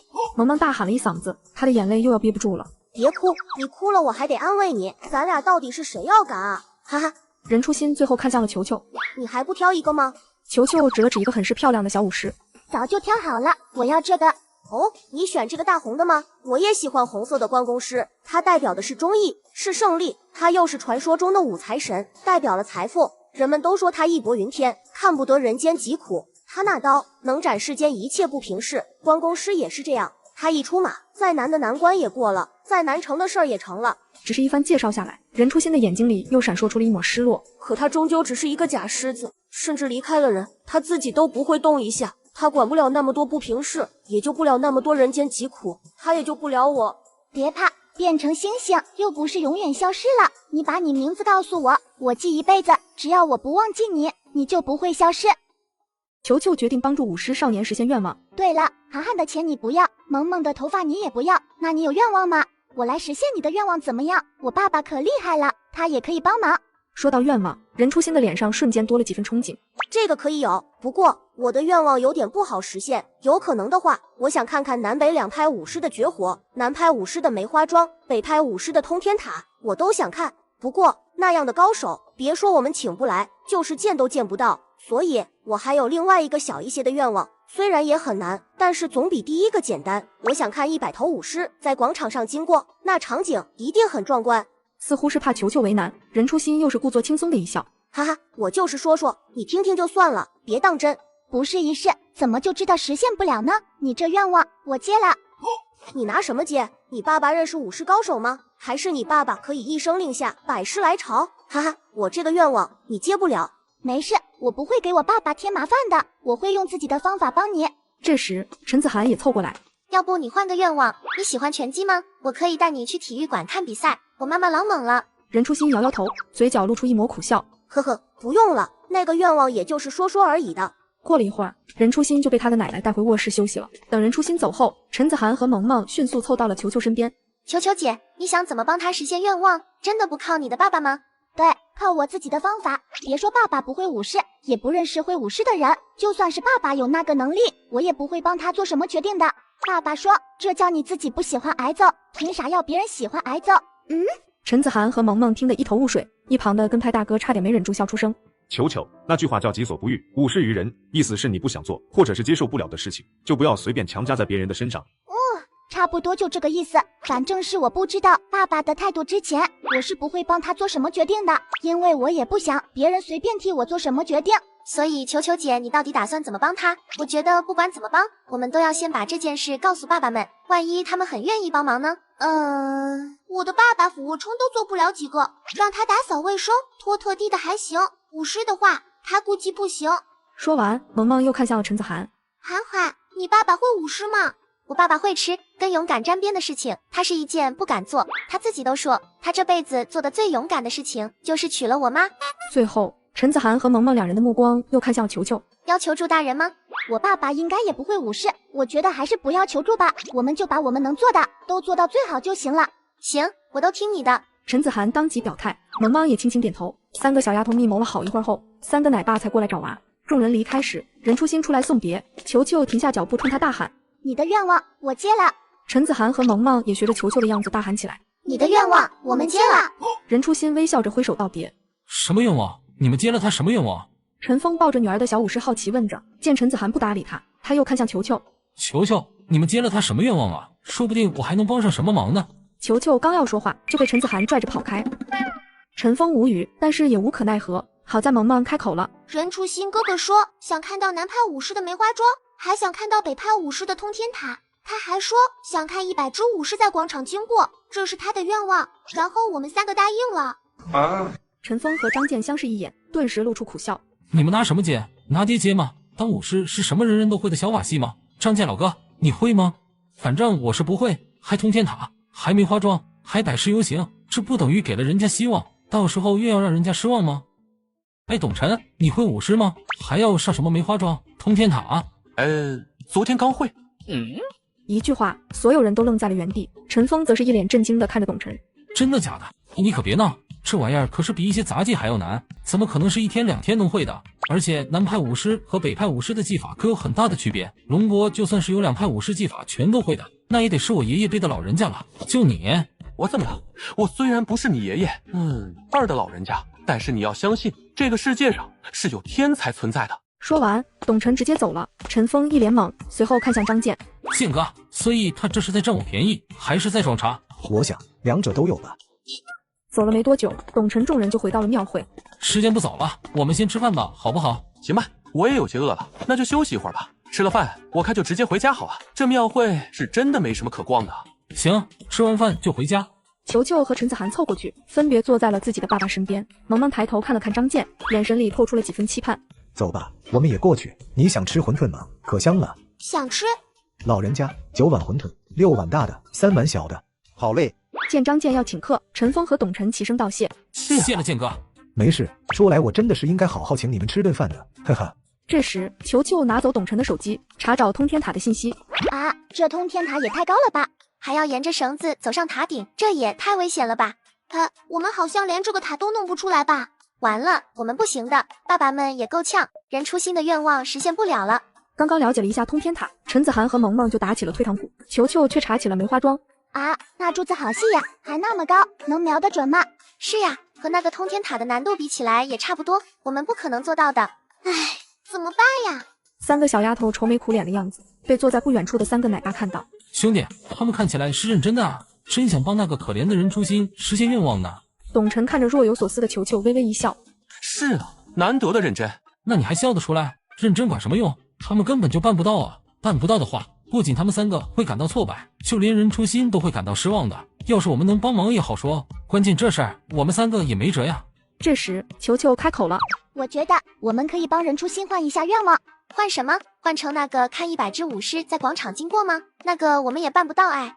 我会画画，我可以画一幅画送给他，要不我们每人送他1件礼物也行。”对，你们每人送他1件礼物，这样还比较切合实际一点。他的愿望是看武士登通天塔，走梅花桩，我给他改成让他自己登通天塔，走梅花桩。他那么喜欢武士，肯定是更希望自己完成那些的。球球一番话，所有人皆是被震惊的沉默不言，唯独董晨满脸欣慰。啊，我以为是愿望落空了，找个简单的取而代之，这咋还升级了呢？我的球球乖乖，你的心是好心，可你也要看看自己有多大能力才行呀。萌萌的提议是好的，也是最实际的，每人送任初心1个小礼物，我相信任初心也不会太过失望的，毕竟他知道他的愿望有多难。几乎所有观众都认为球球这次会翻车，也有一小部分人是抱着观望的心态。得，难度还升级了。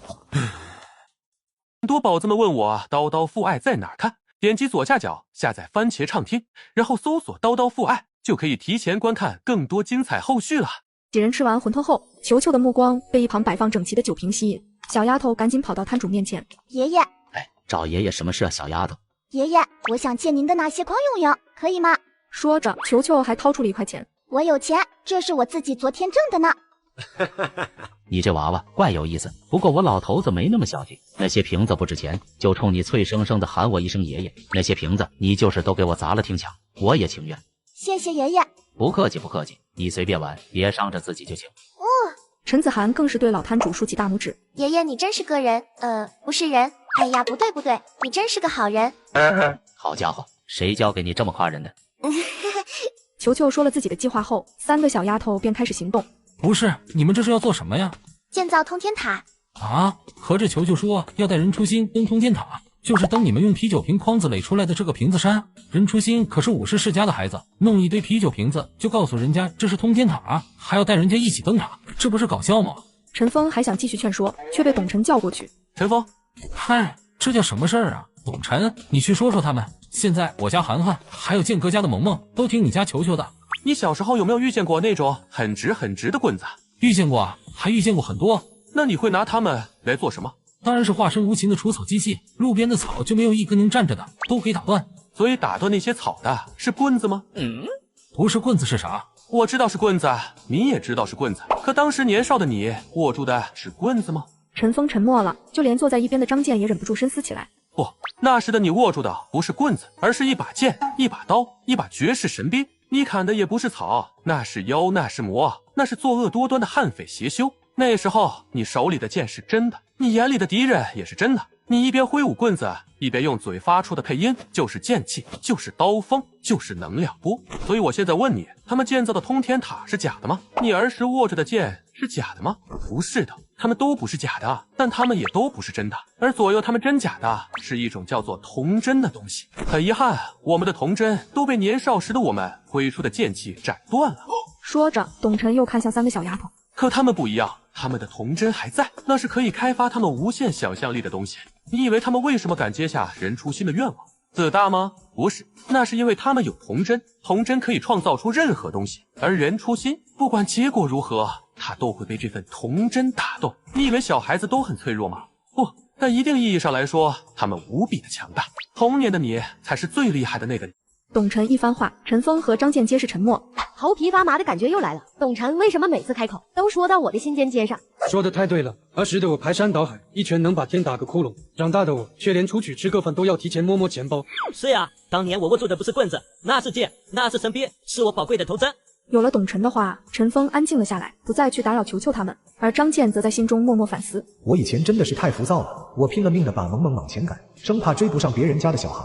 我不在乎他的想法，不在乎他的感受，我甚至有时候都忘了，他还是个只有5岁的孩子。说到底，我看到的世界和他看到的世界是完全不同的2个世界。董晨为什么总能第一时间知道球球想要做什么？因为他为了球球保留了那份童真，他没有以大人的身份去给孩子任何压力，他只是陪伴、指引，仅此而已。若不是遇见董晨，我就会一直用我的世界来挤压萌萌的世界，后果真的可能不堪设想，无法承受。3个小丫头举起小舞狮，围着一堆酒瓶筐子舞得不亦乐乎，一晃就是一下午过去。好了，该回家了。几人给馄饨摊老大爷把筐子放回原位，就各回个家了。晚上，球球像是入了魔，举着舞狮反复练习，最后甚至没能把饭吃完，就困得睡着了。董晨将他抱回卧室，睡了。你守护别人的愿望，我守护你的愿望。明天看爸爸给你表演。董晨刚刚回到客厅，手机忽然响起铃声。喂，董晨吗？我是带娃综艺的导演古富奎。哦，我是董晨，您找我有事吗？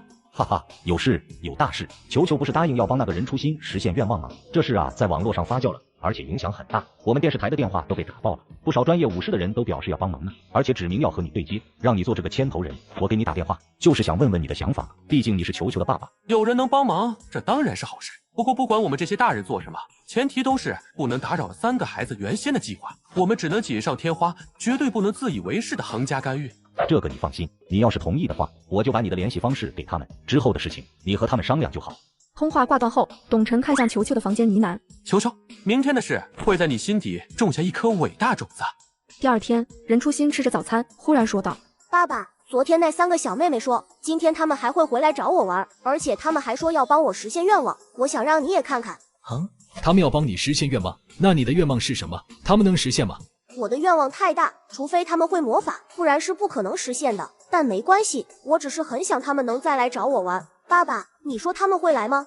任康安心里没有确定的答案。虽然昨天和那3对父女产生了一些小羁绊，可再怎么说也是萍水相逢，人家真的会把你随口一说的愿望放心上吗？不等任康安想好措辞劝说，就听到外面传来呼喊：新哥哥，你在家吗？来了，我在呢。任初心连忙往外跑，只见陈子涵抱着一束花，身后是他的爸爸陈峰和妈妈孟凡阳。来的冒昧，没打扰到你们吧？哪里话，走走走，屋里坐屋里坐，我们小心的。可是天还没亮就盼着你们来了。没多久，张健一家3口出现在众人的视野中，董晨他们紧随其后。初心，我有一些朋友想要见见你，他们有一些东西想要给你看，他们都在庙会的广场等着呢。任初心笑了，他似乎猜到了什么。众人来到庙会广场，看到梅花桩和通天塔，任初心顿时惊呆在原地。你们怎么搞来的这些？嘿嘿，我也不知道，我睡了一觉，我爸爸就都搞定了。这些东西都是他朋友弄来的，而且我爸爸还不止搞来了这些。哦，不止这些。球球冲远处大喊了一声：都出来吧！随着他的呼喊落下，几十只小舞狮跑了出来。誓王不出，水雨争锋，走，我们上梅花桩，我来开路，冲啊！陈子涵一马当先，球球和萌萌则一左一右将任初心保护在中间。他们上梅花桩行吗？没事的，那梅花桩还有通天塔的都是专门训练儿童舞狮用的，地上还有保护措施，伤不到。怕个锤子，摔一下不是很正常吗？我的对手还经常被我 KO 呢，过个几天之后还不是生龙活虎的在跟我比赛，再被我 KO。好一员生猛的悍将。张健看向陈峰的眼神充满同情。这件事应该会成为萌萌一段值得炫耀的回忆吧。何止是萌萌，这对我们来说，又何尝不是一段宝贵的记忆？这是背多少故事，写多少字帖都换不来的。4小只很快登上了通天塔塔顶，董晨朝正北村的方向看去。万事有成，该来了。董晨握紧鼓槌，手腕发力，连续敲打鼓面。他的身前是数以万计的舞狮游行。哇！哥哥快看，那些都是舞狮。爸爸，他们都来给我圆梦了。3个小丫头并排大喊：过难关啦！通天塔下，上万雄狮齐声呐喊过难关了。爸爸，你听到了吗？听到了，听到了，他们在帮我们过难关呢。这时，球球指着无边无际的狮群说道：新哥哥，再许个愿吧，这次也一定可以实现的。任初心笑了，他冲着狮群呐喊：求复活卷轴2张，实在没有的话，1张也成。这难关让我爸爸先过。听到任初心的话，众人一脸疑惑。啥意思？难道任康儿也是个病人？不知道啊，不过说难听些，要是有这么多人为我搞这么大阵子，我就是没病也得自己把自己整死，给大家助助兴。球姐啊，他爸爸到底有没有问题啊？不会这么刀吧？见董晨走来，陈峰立马凑上去。董晨，刚刚任初心喊的什么？求复活卷轴2张，让他爸爸先过难关，啥意思啊？董晨没有回答，不过一旁的张健说道：你们没发现吗？他们家不止一个病人，而且任康安的病比任初心还要重，只不过作为一个父亲，一个家的顶梁柱，他在硬扛罢了。陈峰的大脑轰隆一声，宛如一道惊雷落下。什么叫麻绳专挑细处断，厄运专挑苦命人？任初心的病已经足够让一个家庭陷入绝望了。任康安要是再有什么事，他们这一家子可怎么活呀？这时，董晨又朝另一边走去。哎，你去做什么？孩子们圆的是任初心的梦，而任初心要看的是绝活，登峰造极的绝活，还有那些千里迢迢赶来的舞狮人。我总不能等事情结束以后，让人家就那么回去吧。他们来帮任初心，给了自己一段美好的回忆。我想，我可以让他们的这段回忆更加的精彩。大人的梦，我来圆。陈峰还是有点懵，不等他继续追问，董晨已经离开。很快，一头金色的武士出现在众人的视野中。球球，你真的请了高人来走梅花桩和通天塔吗？不用请，高人一直就在我们的身边。我们身边？这时，那头金色武士一跃而起，众人也看到了董晨的脸。卧槽，他真会舞狮！见董晨稳稳落在梅花桩上，众人皆是目瞪口呆。牛批，真牛批啊！你能不能换点别的形容词？好歹你也是高中毕业的文化人。卧槽，卧槽，哎呦卧槽！家人们谁懂啊？当年是满院里挑瓜，挑的眼花，挑老半天，还挑了个傻瓜。突然，董晨一个踉跄，朝着梅花桩下栽去。众人惊呼声中，董晨倒挂在了梅花桩上。任初心看得两眼发直。爸爸，你看到了吗？他好厉害，那一招叫什么？狮子舔水吗？董晨猛一用力，又回到梅花桩上，随后在梅花桩上快速奔跑。一根根的柱子在董晨的眼前飞速掠过，他也总能精准地踩在自己想踩的地方。哇，我爸爸好厉害，那是我爸爸！啦啦啦！昨天董晨说他会舞狮，我还以为他在开玩笑，没想到小丑竟是我自己。滑个雪，秒了专业俱乐部的运动员，玩个你吧！手搓水轮发电机，卖房睡一觉，净赚1000万。现在又舞狮，咱就说有董晨不会的嘛。奈何老夫没文化，一句卧槽走天下。董晨朝着通天塔跑去。爸爸快看，他要上通天塔了。任康安强撑着笑了一下，他有种倒下的冲动，可他又不想倒下。不行，楚心已经好久都没这么开心了，我不能在这个时候倒下。还有那些星夜兼程特意赶来的舞狮人，不，我不能倒下，我不能扫了大家的兴致。任康安，你给我挺住了。董晨攀爬到了通天塔塔顶，现场响起雷鸣般的掌声。任初心却突然开口：球球，对不起。啊，怎么了？我说对不起，我撒谎了。其实我说的这2个愿望都不是我自己的愿望。什么意思？我的爸爸也得了病，而且比我严重很多。为了省钱给我治病，他死活不肯住院治疗，就只买些止疼药吃。他说他的病抗一抗就过去了。可我认字，我看到了他诊断书上的癌字。就算是吃了止疼药，他也经常疼得睡不着觉，而我什么忙都帮不上。我跟爸爸聊天的时候，问了他的愿望，他说他最大的愿望就是陪着我长大，我俩都好好的，我们全家人都好好的。然后他说他舞了一辈子狮，他想看看南狮的梅花桩，看看北狮的通天塔，他还想坐在庙会广场最高的地方看100只舞狮从广场经过。所以昨天你问我有什么愿望，我就说了我爸爸的愿望。求求，真的谢谢你，谢谢你们。任康安身上的疼痛减少了一些，真的知足了，能在最后的时间感受到这么多人的善意，我真的知足了。只是有些遗憾，不能在爸妈床前尽孝，养老送终，不能和妻子白头到老，相伴一生，不能看孩子长大成人，娶妻生子。谢谢你，球球，你真的治愈了我太多遗憾。当然，也谢谢你们，陈子涵、张萌萌。说着，任康安又看向狮群，还有他们所有关注过、关心过我们的人，真的太谢谢了。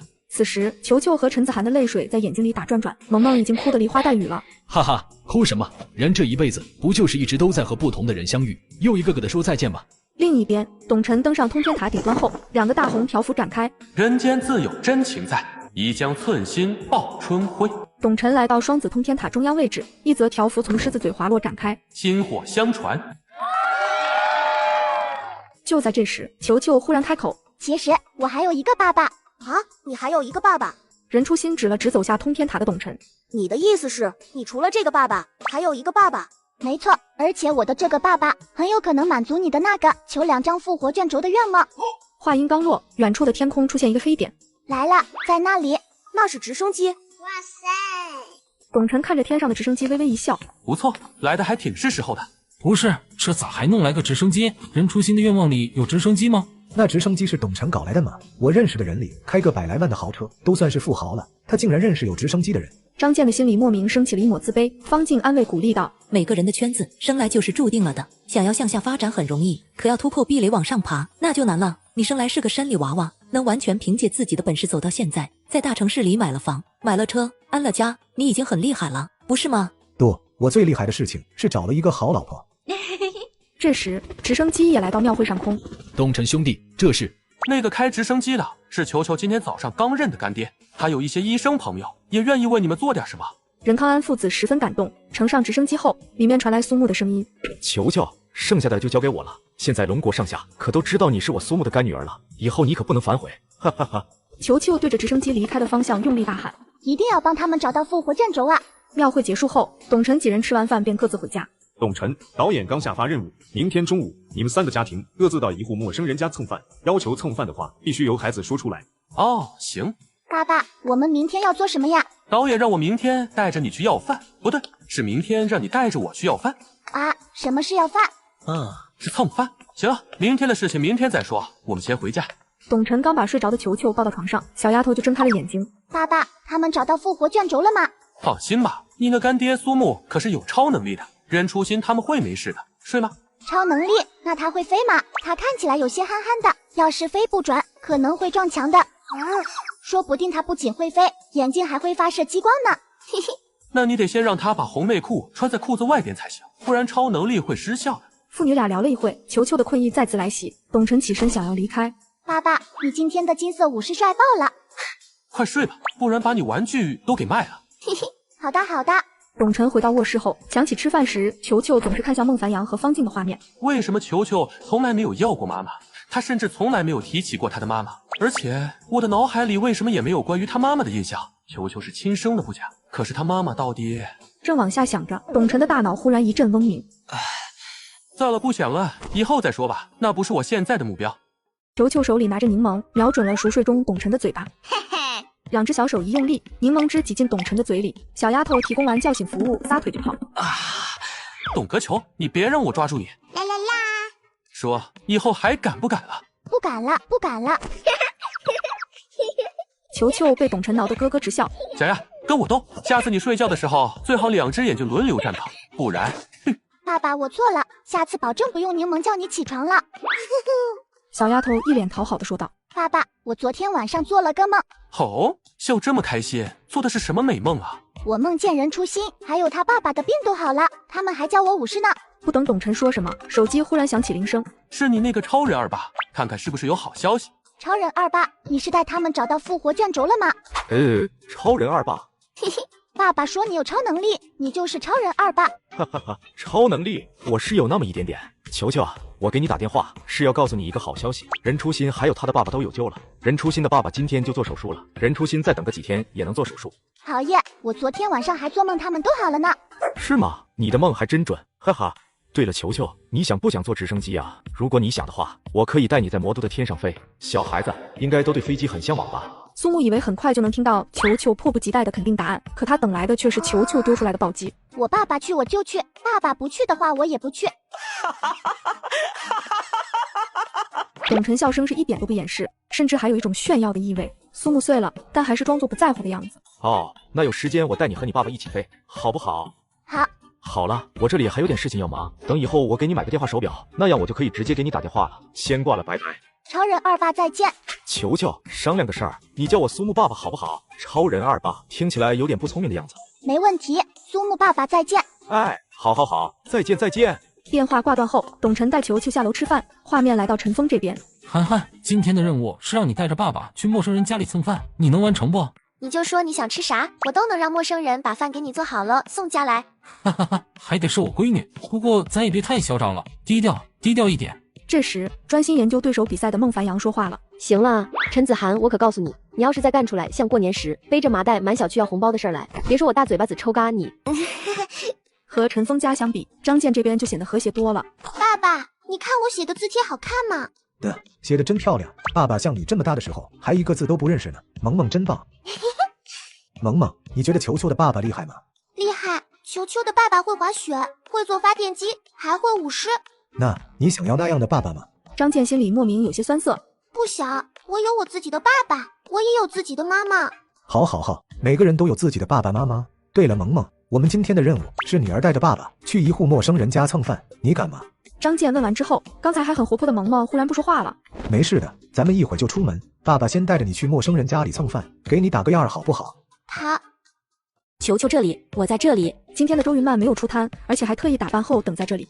球球想姐姐了吗？没咋想，嘿嘿，哈哈，你不想我，我可是想你想的厉害呢。我在直播里看见你舞狮了，我们家球球真厉害。周云曼夸着球球，眼角余光还看着董晨的反应。那今天早上姐姐没出摊，不过我做了2份早餐，你和你爸爸一人1份，记得趁热吃哈。真的？怎么了？你的好意我们心里了，不过我们已经吃过早餐了。你的盒饭很好，好看也好吃，不过我们真的吃不下了，留给需要的人吧，或者留给对的人。暗恋董晨的周云曼听懂了言外之意，强挤出一个微笑。是我唐突了，不好意思啊。见周云曼离开，董晨叹了口气。趁着还没有无法自拔，体面离开，对谁都好。走了，球球，咱俩去哪儿要饭去？球球看了一圈，视线落在一个流浪汉身上。爸爸，我想去他家。我想他已经够惨了，而且他不一定有饭可以让你蹭，不如我们给他买点东西吃，然后我们再去寻找新的目标。不，他有家，他走到哪儿，哪儿就是他的家。好吧，那咱们过去试试。在我的印象里，这个流浪汉好像是精神方面有些不正常，有人说是疯病，也有人说是傻病，但是没有伤人的记录。既然球球愿意过去看，那即便是蹭不到饭，稍微给对方一些帮助也是可以的。那个流浪汉正盯着远处发呆，察觉到有人靠近，他飞速低下头，冲身边的小狗小声说话：“别动，别动。”球球来到流浪汉面前：“叮咚，有人在家吗？我可以进来坐坐吗？”流浪汉做了个开门的动作，还配了音：“吱嘎，你好，我们家里有2个人，请问你找谁？”这时董晨注意到流浪汉浑身脏兮兮的，他旁边的小奶狗却是干干净净的。你们2个我都想认识，我叫董格球，我可以知道你们的名字吗？我叫高成龙，望子成龙的成龙，他叫初八，是我的好哥们儿。介绍了自己和小狗的名字，高成龙又小声对球球说：“初八不知道他自己是条狗，他被他主人抛弃了，还有我也被我的爸爸妈妈给丢了，我俩都是被抛弃的那个。”你的爸爸妈妈为什么要把你丢了？因为我辜负了他们的期望，我辜负了他们的付出还有牺牲，我没考上大学，对不起，我对不起他们。高成龙说着说着就流下了眼泪。考不上大学也不要紧啊，我可以教你烤地瓜，能把地瓜烤得又香又甜，也是一件值得骄傲的事情，不是吗？我的爸爸说，每个小孩子都有无数条路可以走，而且每一条路都会有无限可能。对了，你的路就是流浪吧，你可以去看高山，看大河，看森林，看瀑布，只要你有梦，流浪也很精彩的。还有初八，初八能陪着你，他也能跟着你看其他小狗看不到的风景，走不一样的路。别哭了，要不让我爸爸跟你比比谁的嗓门大，我爸爸可厉害了，我都没他嗓门大呢。直播间的画面一片祥和，弹幕却是火药味十足。东辰就那么放心让球球去接触一个陌生的流浪汉，他那么脏，万一有什么病怎么办啊？对了，还有那只狗，万一咬人怎么办？竟然还让球球靠那么近，真是太不负责了。陌生的狗要远离不假，可这只小狗才多大啊？这么小的狗根本不会咬人，好不好？高成龙看了眼董晨，问道：“那个人是你的爸爸吗？”“是呀，帅吧？”“嘿嘿。”“帅，比电视上那些明星都帅。”哪个250说人家这个流浪汉有疯病傻病的？这眼光，这表达能力，不都挺正常的吗？球球和高成龙聊了一会，不料一个女人走了过来。高成龙抬头看了一眼，随后抱起初八撒腿就跑。高成龙，你给我站住！这蹭个饭，难道还有瓜吃？流浪汉高成龙跑出去没几步，就被女人抓住。好，你再跑，走，跟我回家。我想跟球球一起玩，我不管，他不走我就不走，我不回家，我不回家。只喊了一句，高成龙便直接坐在地上撒起泼来。女人气呼呼地看向董晨：“就你叫球球啊？”“姐姐，我叫球球，她叫晨晨。”女人视线看到球球之后，忽然一揉：“好可爱的小丫头，白白净净的，比那些童装小模特都好看。”原来你叫球球啊？那姐姐可以邀请你去我家里坐坐吗？没问题。女人带球球上车后，目光盯住了身后的跟拍大哥。这人是什么鬼？现在偷拍都这么明目张胆了吗？扛着摄像机对人脸上偷拍？我不是什么鬼，也不是偷拍的，我是跟拍摄影师，我有证。董晨这时也站出来。你好，我们其实是在参加一个带娃直播节目，所见所闻都会以直播形式播放出去。你要是有什么不方便的地方，就跟我说，我们会立刻离开的。没事，我不介意。走吧，咱们回家。上车后，女人开始自我介绍。对了，我叫高成凤，望女成凤的成凤，他是我的哥哥，我们俩龙凤胎，不过他比我早出生了几分钟，就成了我哥。我叫晨晨，哦不，我叫董晨，这是我女儿球球。这个跟拍大哥叫不重要。对了，你哥哥他是怎么受的刺激？真的是因为没考上大学吗？是也不是，他考上了大学，但是没考上我爸爸给他定下的目标大学，而且压垮他的最后一根稻草是一场象棋比赛。哟，我昨天系统抽奖才刚刚抽到神级驾驶技术和神级象棋技艺来着，难不成这系统还能未卜先知？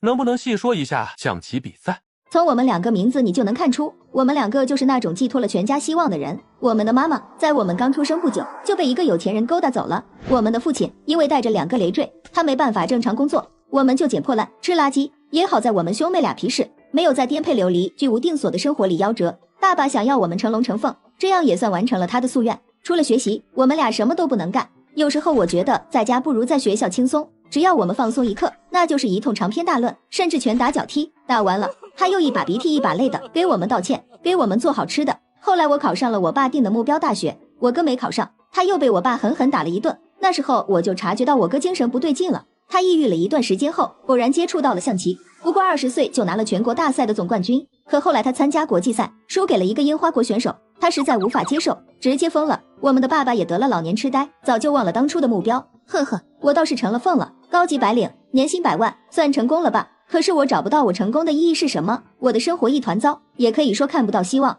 随着高成凤的讲述，车子也进入了一个高档小区。高成龙兴奋地看着球球，指了指别墅，嘿嘿，家里坐坐，家里坐坐。这时，旁边的别墅里走出一个妇人。成龙回来了。董晨看到这一幕有些疑惑，不对呀，熟人要是打招呼的话，不应该是先跟正常的高成凤打招呼吗？这个妇人怎么越过高成凤，去跟憨傻的高成龙打招呼了？而且他的语气完全是和正常人打招呼的语气。董晨思索间，高成凤已经打开了房门，进来吧。只不过他们刚进别墅，就听到了一阵大骂的声音。乌龟王八蛋，放老子出去！老子要烧了你的房子！你凭什么把老子关在笼子里？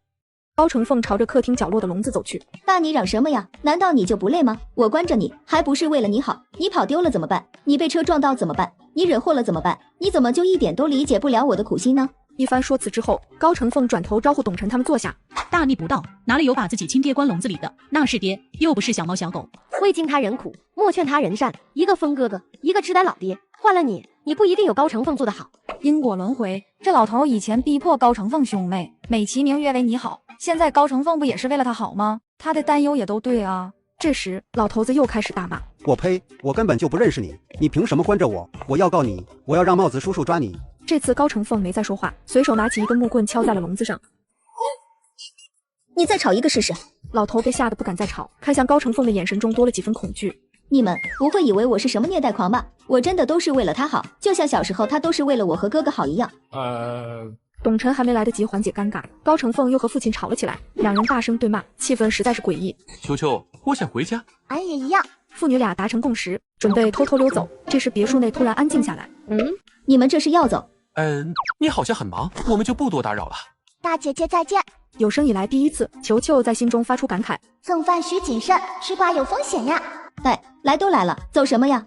呵呵，别看他老年痴呆，力气可是大得很。我给他换衣服、洗澡、喂饭的时候，他可会报复了。一个不注意他就发疯似的打人，好几个护工都被他打跑了。我身上的伤也养了好久才好，所以只能把他关在笼子里。董晨这才注意到高成凤胳膊上还有几处浅浅的淤青。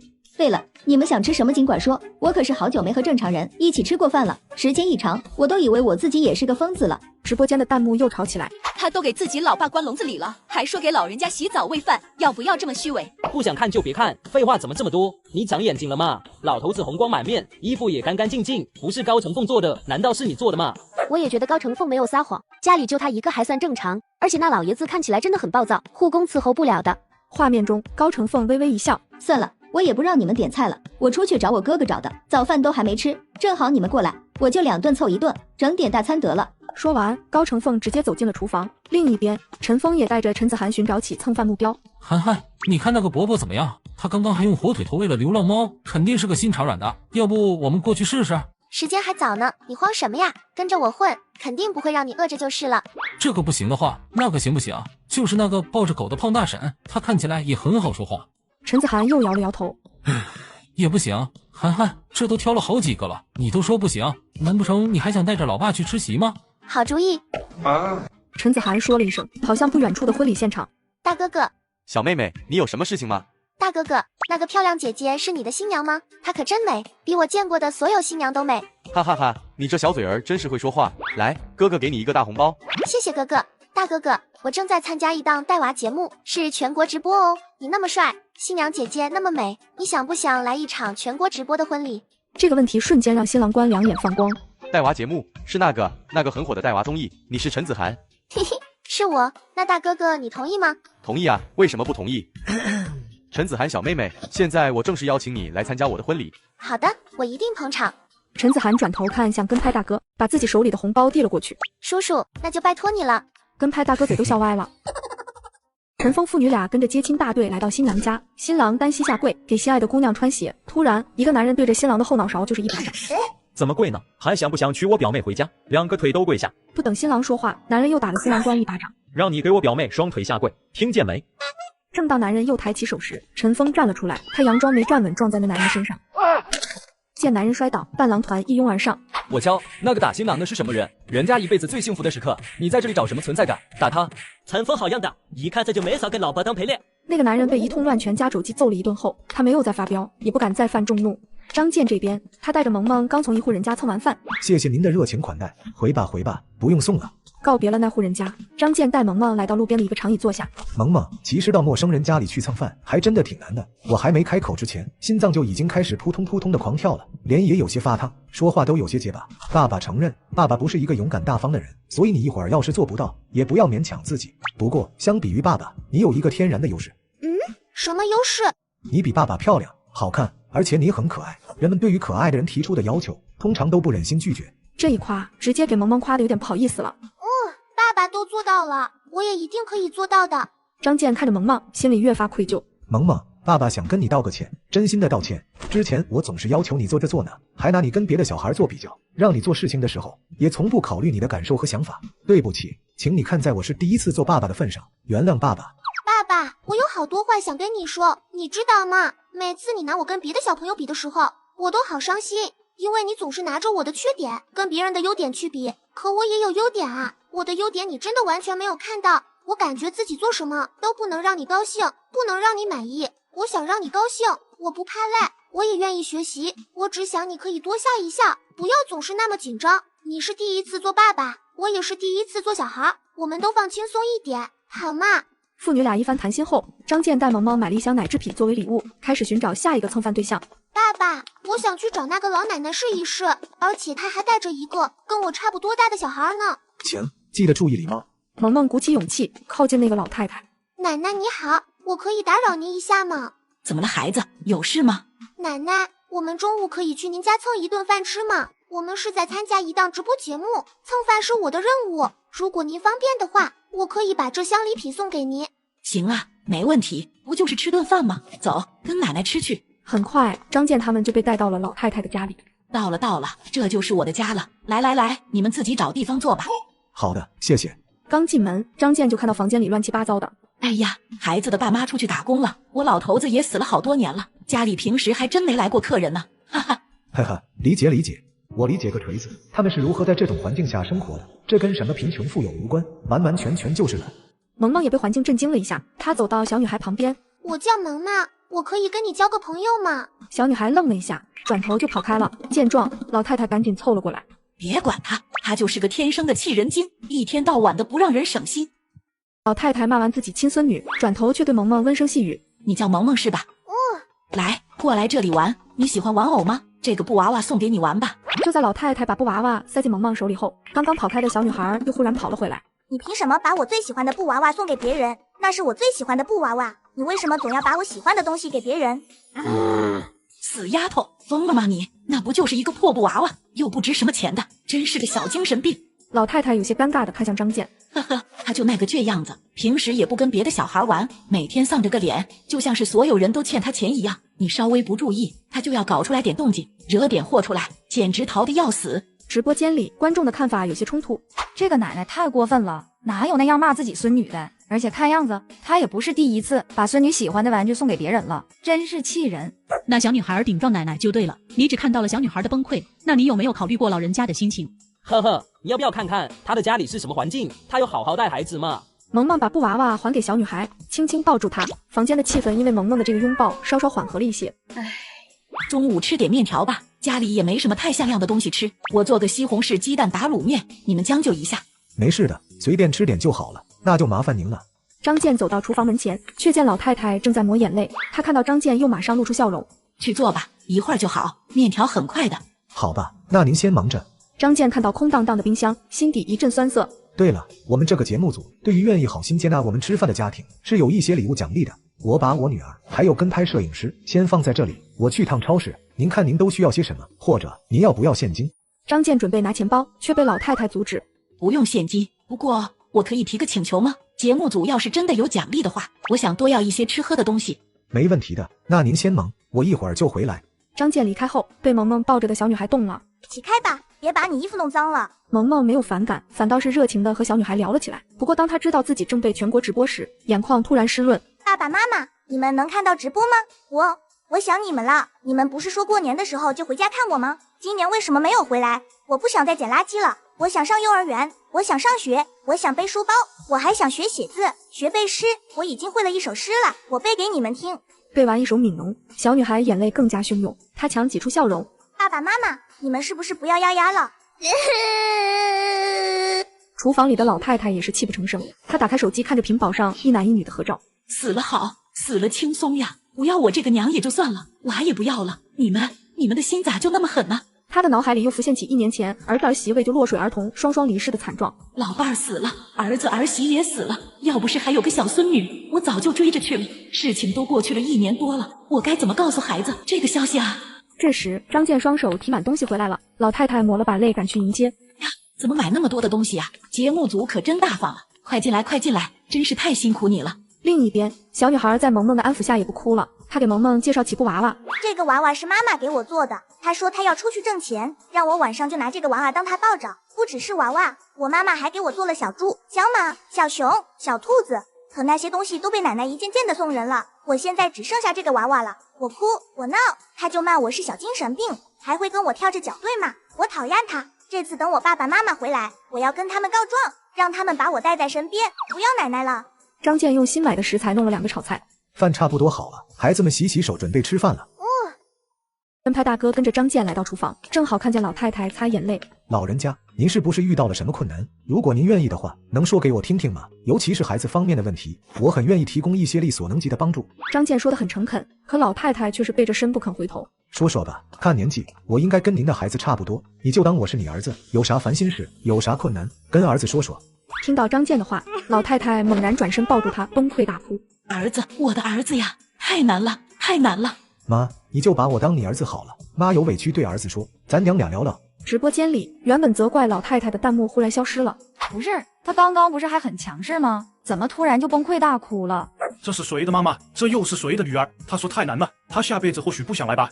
曾经她也是别人手心里的宝呀，她哭得这么无助，应该是那些拿她当宝的人都不在了吧？不行了，我得去打我儿子一顿。老太太那长期被压抑的情绪得到了短暂的发泄。瞧瞧，黄土都埋到脖子了，还这样没出息的哭，真是太丢人了。小伙子，你是个心善的，你刚刚叫我那一声妈，我真的是好久都没听到了。我儿子还有儿媳，他们都不在了，我老头子也因为受不了打击跟着走了，家里就剩下我跟我孙女2个人了。我儿媳妇是个命苦的，从小就没爹没妈，我这边亲戚倒是不少，可他们也有自己的家，没法长期帮助我们。我那儿子儿媳是因为救落水儿童意外丧命的，我也想去找他们讨点赔偿，亦或者感谢的钱。可那娃娃虽然是被救上来了，但是因为在河里漂流的时候撞到了脑袋，受了很重的伤。那孩子妈妈跑了，爸爸卖房卖地，背着孩子四处求医。虽然孩子经过治疗已经康复，可他们家过得也不容易啊。哎，我要是死了，我这孙女儿可怎么办呢？我不怕死，可我怕以后没人能护她周全呀。我故意跟她吵架，一次次伤她的心，让她哭，因为她跟她爸妈一样心善，真的容易受欺负。我就想他们跟和我吵架一样，反抗那些欺负她的人，那就再好不过了。我想把她变成小疯子、小精神病，那样的话，谁欺负她，她就可以毫不犹豫地开始反抗了。她要是恨透了我这个奶奶的话，等我死的时候，她也就不用那么伤心了。她妈妈给她做的玩具，我差不多都给送人了。我寻思着，看不见就不那么想了。老太太又抹了把眼泪，挤出一个苦涩的笑容。好了好了，憋在心里的话都说出来，我就舒服多了。咱们先去吃饭吧，我跟丫丫已经有大半年没吃肉了。张健看着落寞的老太太，眼神变得坚定。我必须要做点什么，哪怕我很普通，可凡人微光，星火成聚，我组织不了万事有成，但我能为丫丫点亮一片星光。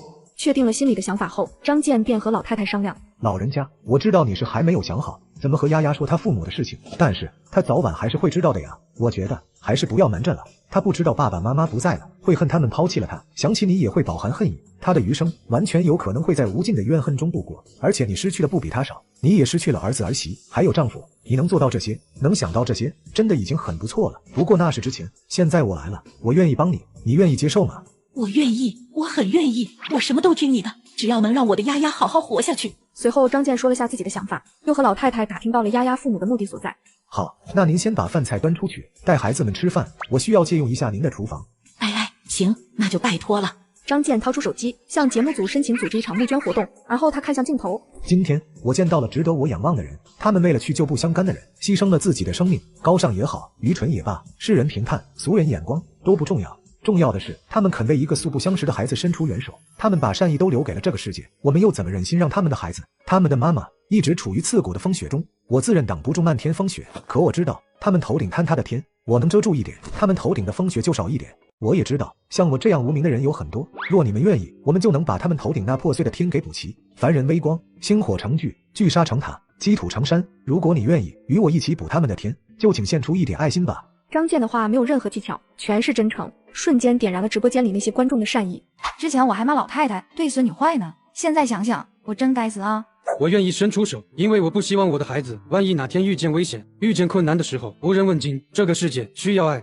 假如人人都献出一点爱，这世界将会变成美好的人间。不是我想破坏气氛哈，董晨是人间理想，张健是人间真实。那我想问一句，陈峰是什么？是0-18的坑货。